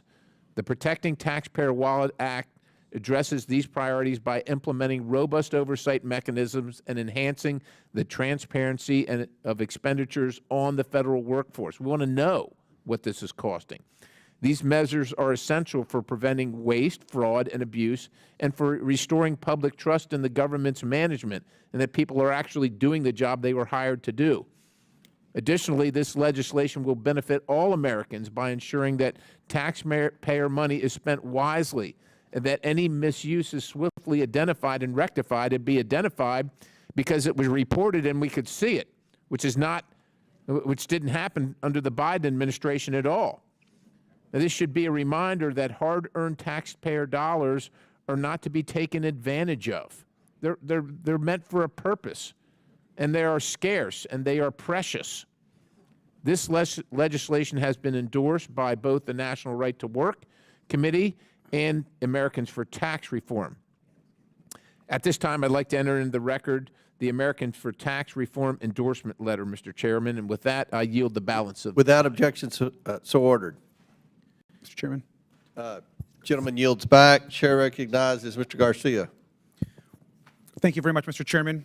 I want to also just comment on this and this discussion. I think that what's happening today is we're seeing House Republicans working with Elon Musk to cripple not just our federal agencies, but also our unions and our public workers. And this is not about efficiency or about services. Now, we know why Elon Musk and this committee are working together to destroy federal unions. It's because federal unions are working to defend their workers, but they're also working to defend us from Elon Musk's looting of the federal government. They're suing to protect your private financial data from Doge at the Treasury Department. They're suing to make sure that Trump can't purge the bureaucracy and replace them with his personal loyalists. Okay. And they're suing to make sure that critical programs can go forward. Now, the American Federation of Government Employees Union alone has 9 ongoing lawsuits, and they have secured several real wins already. If they can destroy federal unions, it's easier for the Doge agenda to steal resources, gut federal agencies, gut health care, cut education, and fund giveaways to Elon Musk and his billionaire friends. We should not forget this is not just about federal unions. Elon Musk has fought to attack his own workers and unions for years. We know that Tesla has violated safety rules, leading to electrocution of a contractor working in a plant in Austin this last August. Tesla has violated national labor laws by suppressing employees from discussing pay and bringing up grievances on working conditions. Now, in 2019, we know that Tesla illegally retaliated against pro-union employees. And the National Labor Relations Board also ruled that Tesla unlawfully restricted union materials in the workplace.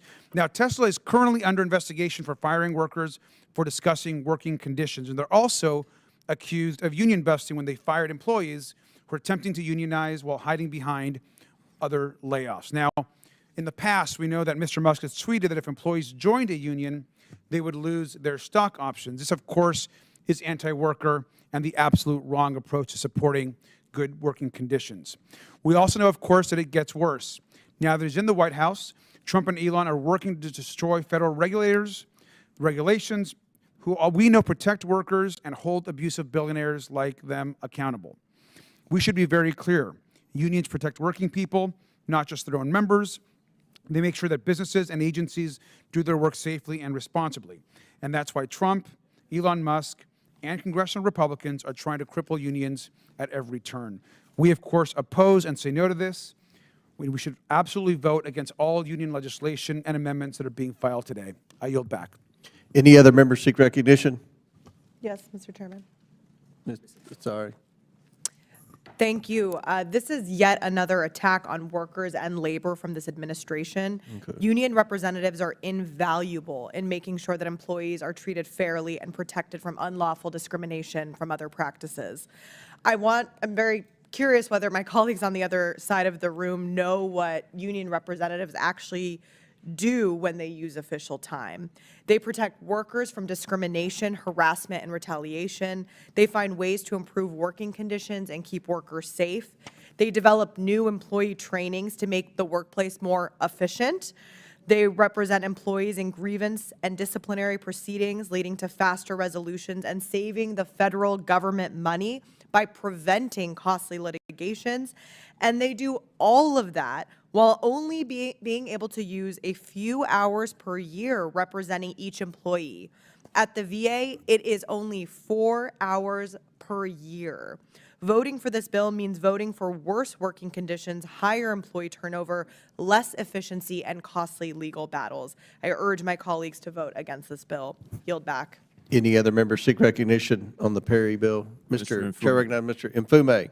Thank you, Mr. Chairman. This bill, in my opinion, is nothing short of union busting.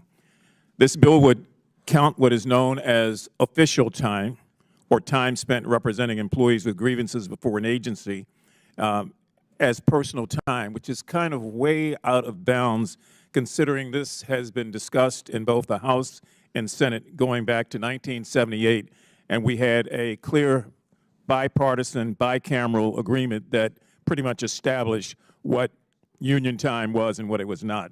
Possibly even more egregious, this bill will allow an agency to unilaterally decertify a legally formed public sector union if it refused to pay fees incurred by this bill. Now that takes it all. This bill flies in the face of 47 years of statute and practice. In an overwhelming bipartisan vote, as I mentioned before, Congress enacted the Civil Service Reform Act of 1978, which specifically codified official time. The Senate report that accompanied that law stated that official time is of mutual interest to both the agency and the labor organization. Part of that law's original intent was that a recognized federal employee union was required to represent both union and non-union employees. So federal unions represent all federal employees at their designated agencies. And membership in a federal employee union is 100% voluntary. That was also codified. That is still the case today. So this bill would compel labor unions, which are in fact private organizations, to perform unpaid representational work on behalf of employees who choose not to be a part of the union and who are often the majority of any given bargaining unit. Official time, let me state this again, can only be used for representational activities and not the internal business of a union. So representational activities like creating fair promotional procedures, establishing flexible work hours, setting procedures that protect employees from on-the-job injuries, enforcing protections from unlawful discrimination, and representing employees in grievances and disciplinary actions are all covered under that. I think this is a gross overreach, in my opinion, to authorize an agency to terminate the certification of any labor organization. It is workers, not the agency, who chooses who represents them. No agency should have the authority to decertify unions that represent its workers.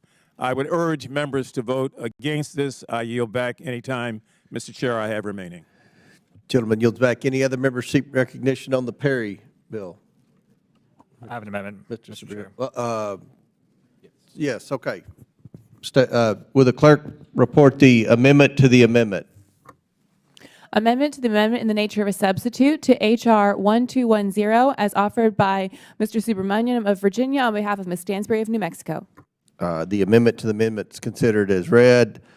Chair now recognizes the gentleman from Virginia to discuss his amendment to the Perry.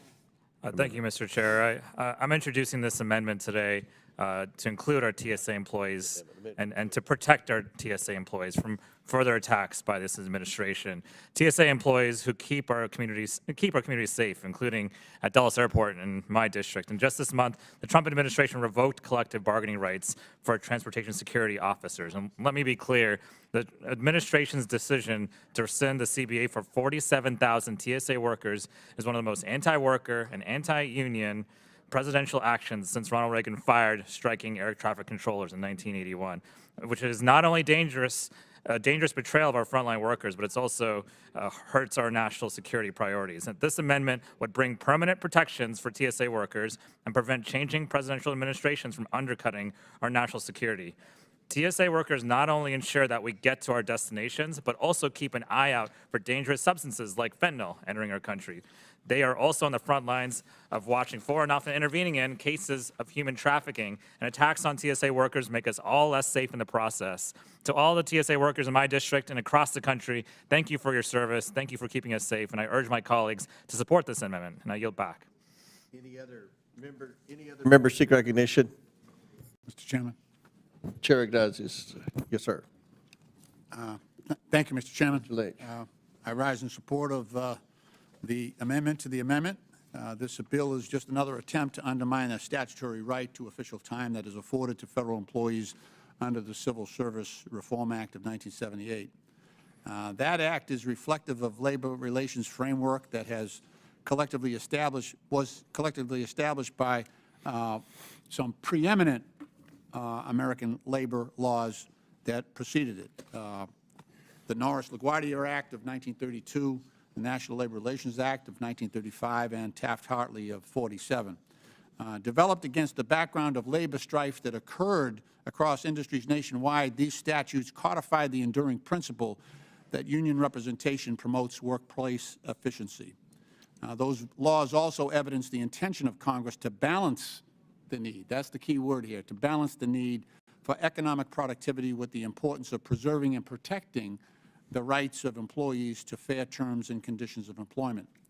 The Civil Service Reform Act recognizes the right of federal employees to form and join a labor organization and engage in collective bargaining over the conditions of their employment through their elected representatives. And it authorizes federal employees to use official time that is granted by management based on the consent of management and labor, that time is reasonable, it is necessary, and it serves the public interest. Those are the standards upon which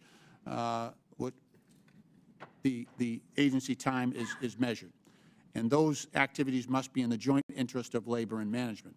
At the same time, the Civil Service Reform Act includes an express prohibition on striking and expressly provides that while federal employees may request official time, federal managers and supervisors retain exclusive authority over whether or not to approve official time requests. So that's really, really important. People seem to forget that we in government made an agreement with our federal employees. We said, your work is so important to the country that we're going to take away your right to strike. So whatever you think about the way you're being treated as a federal employees, you were stripped of that right by Congress. But as part of that contract, that agreement was that we would preserve in every respect your ability to grieve, to use a certain amount of time as federal employees, and that would be your recourse. That would be your recourse because government thought your job was so important that we had to strip your right to strike. You can't put your tools down and walk away, that's what the private sector does. Private sector workers, they can just say, hey, this job is unsafe and I'm not doing it anymore. They can lay their tools down and walk off the job. Federal employees don't have that. They don't have that right. They've got to keep working, even if they feel it's unsafe, but they can grieve it. They can file a grievance, and they can take the time necessary, official time, if it's granted by management, to protest the way they're being treated. So that's the balance here that was struck in the Civil Service Reform Act. So we're trying to maintain that. And the underlying bill by Mr. Perry is trying to strip that away. And I guess if you want to go back to the point where we didn't provide decency and an opportunity for federal workers, you could also say, okay, let's give them back the right to strike, because that's where we started. They had the right to strike, and we had the right to strip away whatever we could. That was the original fight, and that was resolved by the Civil Service Reform Act. So I just call on my colleagues, you know, official time by federal employees is a statutory right, and it's designed to promote agency cost-saving, productivity, and workplace safety. Federal employees use official time to participate in labor management meetings, and they seek to identify ways to improve agency efficiency and workplace safety. That's really, really important. And Official time can also be used to address potential employee grievances that could grow into something larger and could negatively affect morale in the workplace.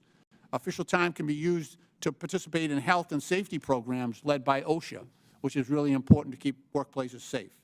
Official time may not be used to solicit union membership or conduct union activity or meetings or elections or any partisan political activity, and that is right. That is right.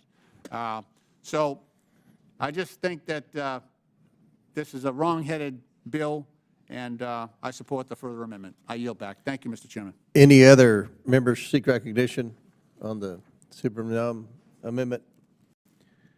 Seeing none. I got it. The question is now on the amendment offered by the gentleman from Virginia. All those in favor signify by saying aye. All those opposed signify by saying no. No. In the opinion of the chair, the noes have it. Mr. Chair, request a recorded vote. A recorded vote is ordered as previously announced. Further proceedings on the question will be postponed. Do any other members? Mr. Chairman, Chair recognizes Mr. Biggs from Arizona. I have an amendment at the desk. Will the clerk please report the amendment?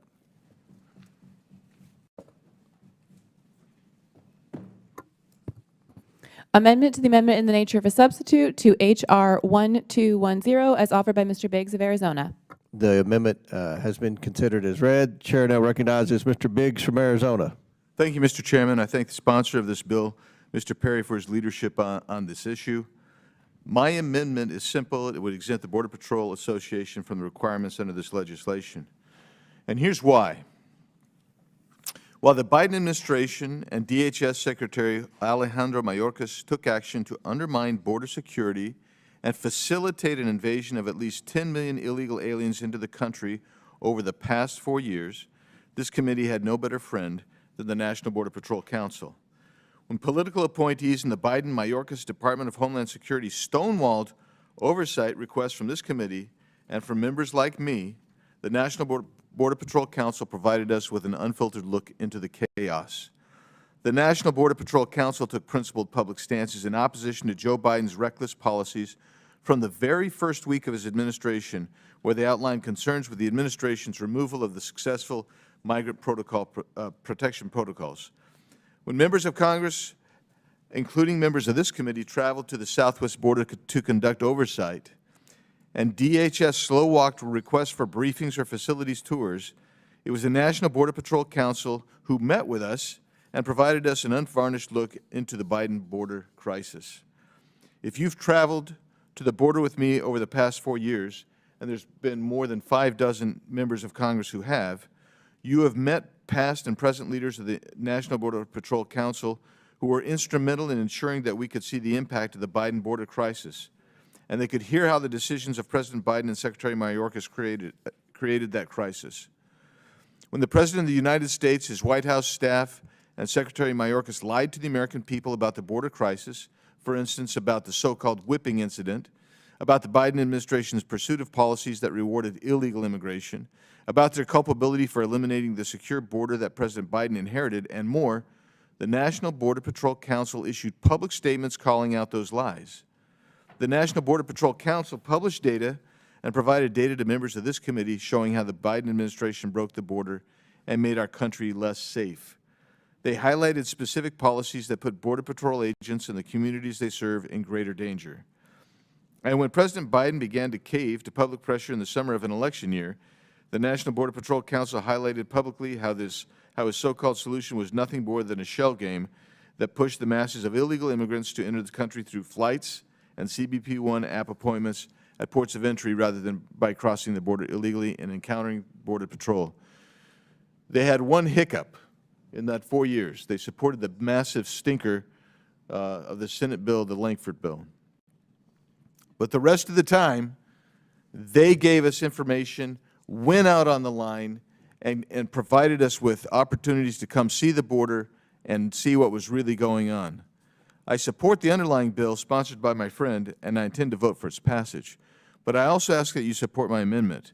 The National Border Patrol Council, its leadership, and its members have been integral to the work of this committee over the past 4 years. They have publicly stood with us, have met with us, and have informed our oversight work. And Mr. Chairman, I have some unanimous consent, so I want to read in, so we can all remember what they were saying publicly at cost to them, potential cost to them. January 26, 2021, NBC migrant protection protocols concerns. September 21, 2021, the NBC response to outrageous claims by the Biden administration. September 24, 2021, NBPC statement on President Biden's Del Rio disaster. November 4, 2021, Brandon Judd, Dems plans to offer amnesty and spending package will ramp up border chaos. November 10, 2021, Biden hides as his administration considers rewarding illegal immigrants with your money. March 10, 2022, the border crisis continues. February 1st, 2023, new CBP pursuit policy encourages smugglers to evade. May 18, 2023, Border Patrol Monthly, apprehensions 2012 to present. May 31st, 2023, CBP nationwide encounters by month. June 6, 2024, NBPC statement on President Biden's proclamation.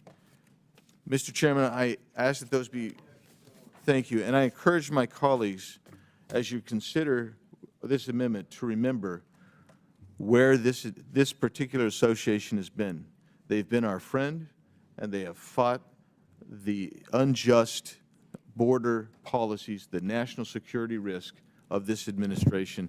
That's why I think we should single them out and recognize them. Yield back. Gentleman yields back. Does anyone else? Mr. Lynch. Thank you. Thank you. You know, I don't have any criticism for the gentleman's further amendment. You know, he's trying to carve out an exception for the Border Patrol personnel, and maybe they deserve it. I'm not down on the border regularly, but I could understand where he might have a favorite union. But I got some favorite unions. You know, I'll start off with postal workers. You know, letter carriers, mail handlers who go out there every single day, well, 6 days a week, to every home and business in America and do their work. And they happen to have the distinction of, for over the past 20 years, they are regarded by the American public as the most trusted and the most valued public servants in all of our government. So, and they walk away with that award every single year. And now we're trying to privatize them. But so I would like a carve out for my postal workers, letter carriers, mail handlers, you know, supervisors, et cetera. Another group that I think does tremendous work is the workers at our VA. So about 30%, 35% of the workers at our veterans hospitals are veterans themselves. And talk about giving back, they come out of the military and they go to work to take care of other veterans who are injured and bear the scars of war. Some of those wounds are visible, some of them are invisible, but they help them all. And they are unbelievable. You know, previously I mentioned that the Inspector General determined that we needed 3,000 more VA workers at our VA hospitals. We needed nurses, we need medical officers at our VA facilities. And then President Trump came in and laid off 2,400 of them more. So now we're about 5,400 in the hole. And now we have another directive from the VA to lay off an additional 80,000 workers at the VA, which, if you do the math, it comes out to another 27,000 veterans would be fired. So I would like to protect our workers at the VA. They do God's work there. And think about the service that they're providing there. Every single one of those veterans has honorably served.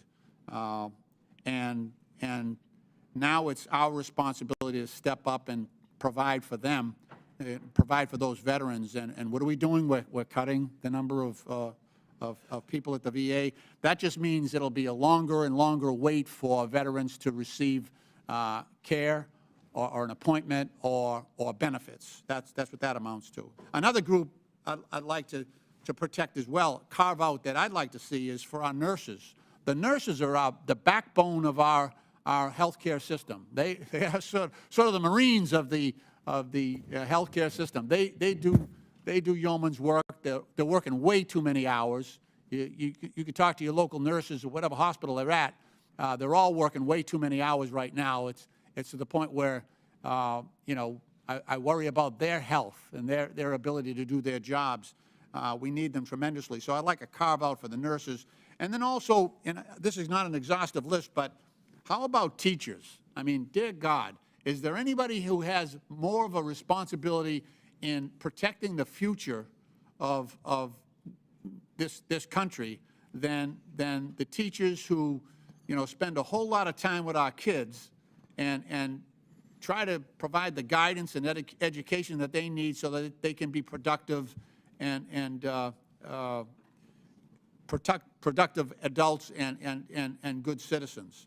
So I don't discount the gentleman's amendment, which would make a carve-out for Border Patrol personnel, but in order to support that amendment, I would have to have those carve-outs that I mentioned, as well as some others that I didn't have time to enlist. So with that, Mr. Chairman, I guess I will yield back. All right, gentlemen. Thank you. Gentleman yields back. Any other members seek recognition on the Biggs? Mr. Sessions. Mr. Chairman, thank you very much. And I want to thank Mr. Perry not only for his amendment, but I want to stand up and support Mr. Biggs for what he's doing. I think Mr. Perry understands it. He sees it. In this case, the Border Patrol was maligned politically. The discussions that we're having here today about a lot of other federal employees, I do not believe are maligned on a political basis, at least not to a greater degree by any one party or the other. But the Border Patrol, the men and women, have served this country along our borders, and they are spread out, and sometimes it's a 2- or 3-man operation, sometimes it's a 1-man person operation. And their ability to effectively communicate with each other is diminished as they do their job. I believe it makes sense to say that they could be treated differently. In this case, would not be a part of the legislation. And I believe that they have earned this opportunity because of the success of what they've done. I think it's also interesting that despite their opposition to what the mandates and things which they were subject to, they served this great nation most admirably. Their families, they came into contact with drug cartels, COVID that killed a number of them.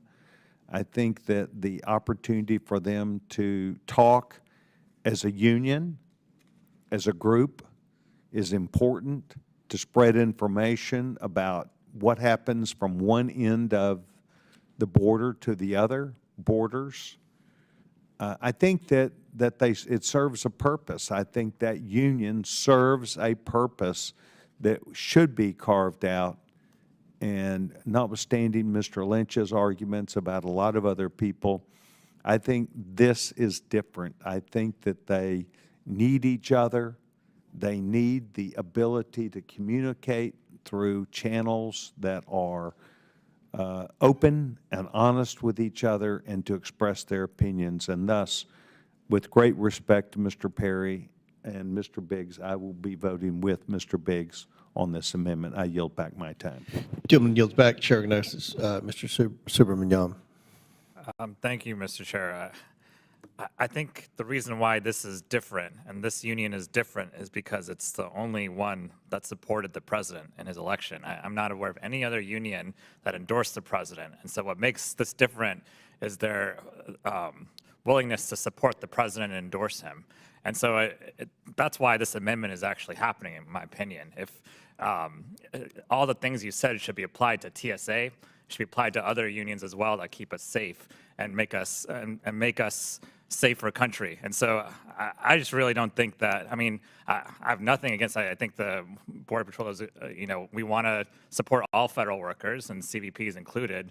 So why not why do this for all these unions, right? Why are we singling out and exempting CBP? I just think that the case has not been made very sufficiently. What is being made is that this clearly is a favor to the president. I yield back.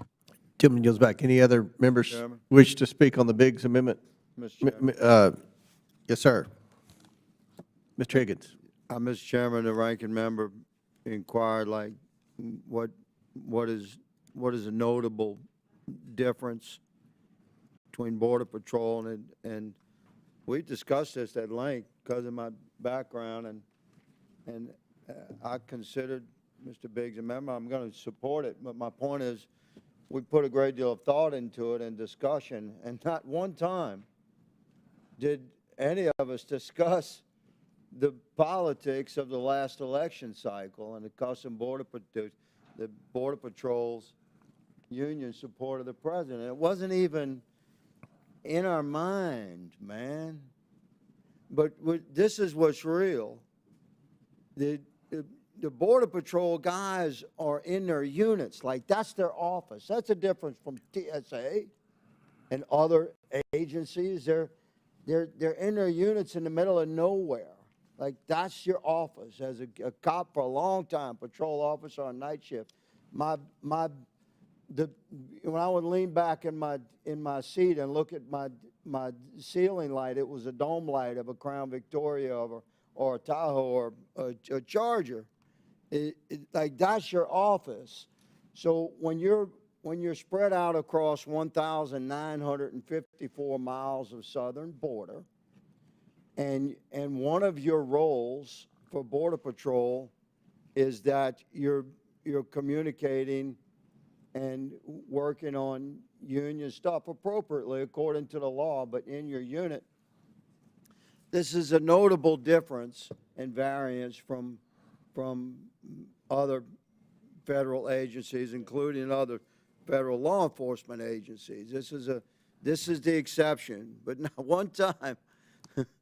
It'll make an old fella like me chuckle when the youngsters always indicate that we're always, considering some Trump factor in the politics, when really we don't consider that at all when we're talking about amendments like this in legislation.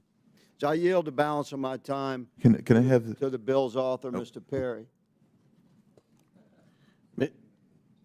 You yield to Mr. Perry or Mr. Biggs? I yield back to the I'll take it, Mr. The underlying bill is what I meant. I thought Mr. Perry wanted Oh. to speak. I yield back to the chair. I yield to Mr. Biggs. Thank you for yielding. So what I want to make clear, which I didn't even speak to a moment ago, and first of all, Mr. Higgins is exactly right. I don't think anybody talked to President Trump about this, even the underlying bill. Nobody talked about them. So it's really kind of a guess. But here's the deal. Most of the union dudes for CBP that I know and know well and have been on their board, those guys were cutting shifts. They were pulling shifts besides doing their union work. Their union work was off time. They were pulling shifts. I mean, they're a unique union. They're unique people. Yield back. Do any other members wish to speak on, I recognize, are you going to speak on the amendment or are you going to offer an amendment to the amendment? Speak on the amendment. Okay, Chair recognizes Mr. Perry. Thank you, Mr. Chairman. And this is one of the very few occasions, maybe it's the only occasion that I would differ from my colleague from Arizona, Mr. Biggs, and not for, I will just put it this way, I'm like every other member here. I come into contact with federal employees, whether that's at the TSA, at your mailbox, at the VA. They're great people. Almost every single one you meet is dedicated to their job. I get that it's different being a postal carrier, than vastly different than being on the border dealing with cartel members who will shoot at you, knife you in the back, and leave you in the desert. I mean, vastly different. but I also come from an organization of standards. We either have a standard or we don't. And I can already tell, and I'm sure my friend Mr. Biggs can tell too, well, if we're going to do it for one, then let's do it for all. And then what's the point of this whole exercise? And I think it's awesome that they're pulling shifts and meeting afterward to do their organizing activity. Then this shouldn't affect them. You know, this doesn't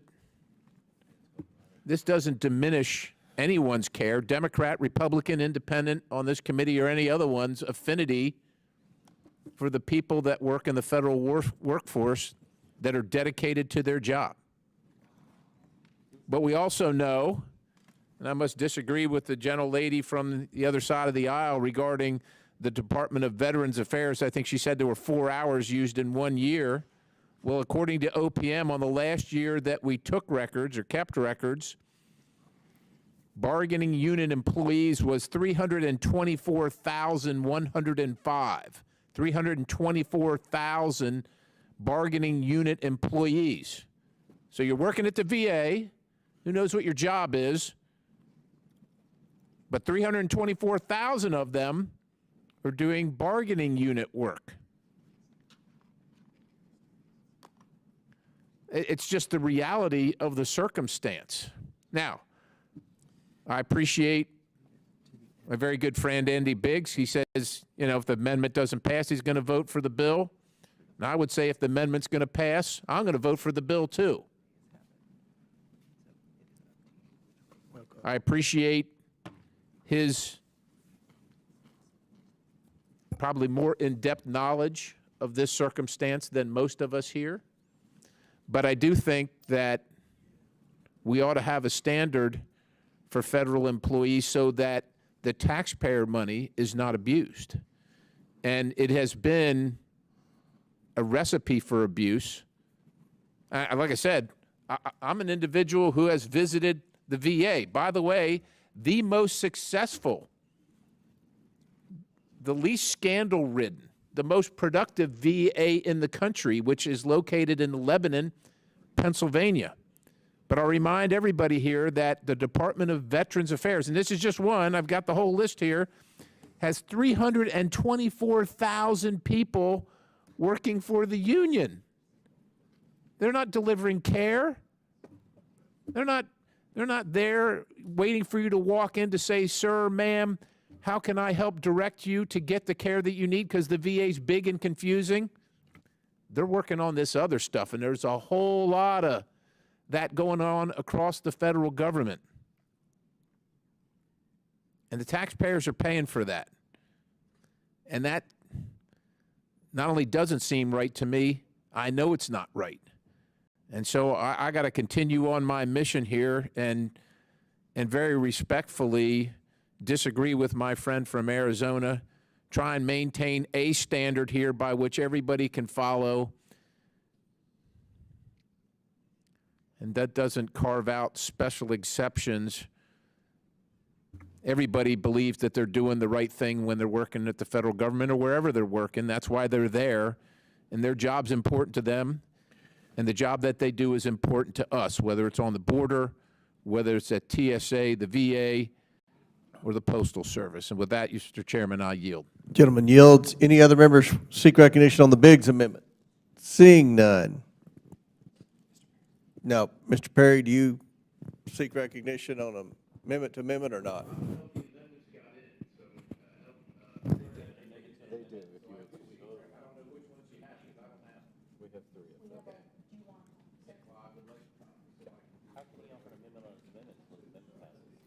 Well, you have to do the amendment on the amendment before the amendment's voted on. To amend, so his amendments are amending the amendment.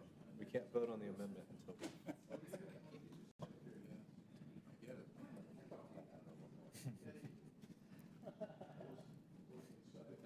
So,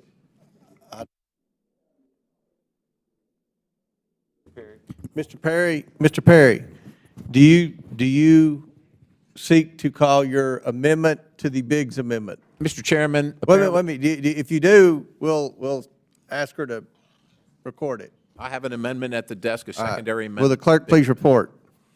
Amendment offered by Mr. Perry of Pennsylvania to the amendment offered by Mr. Biggs of Arizona to the amendment in the nature of a substitute to H.R. 1210.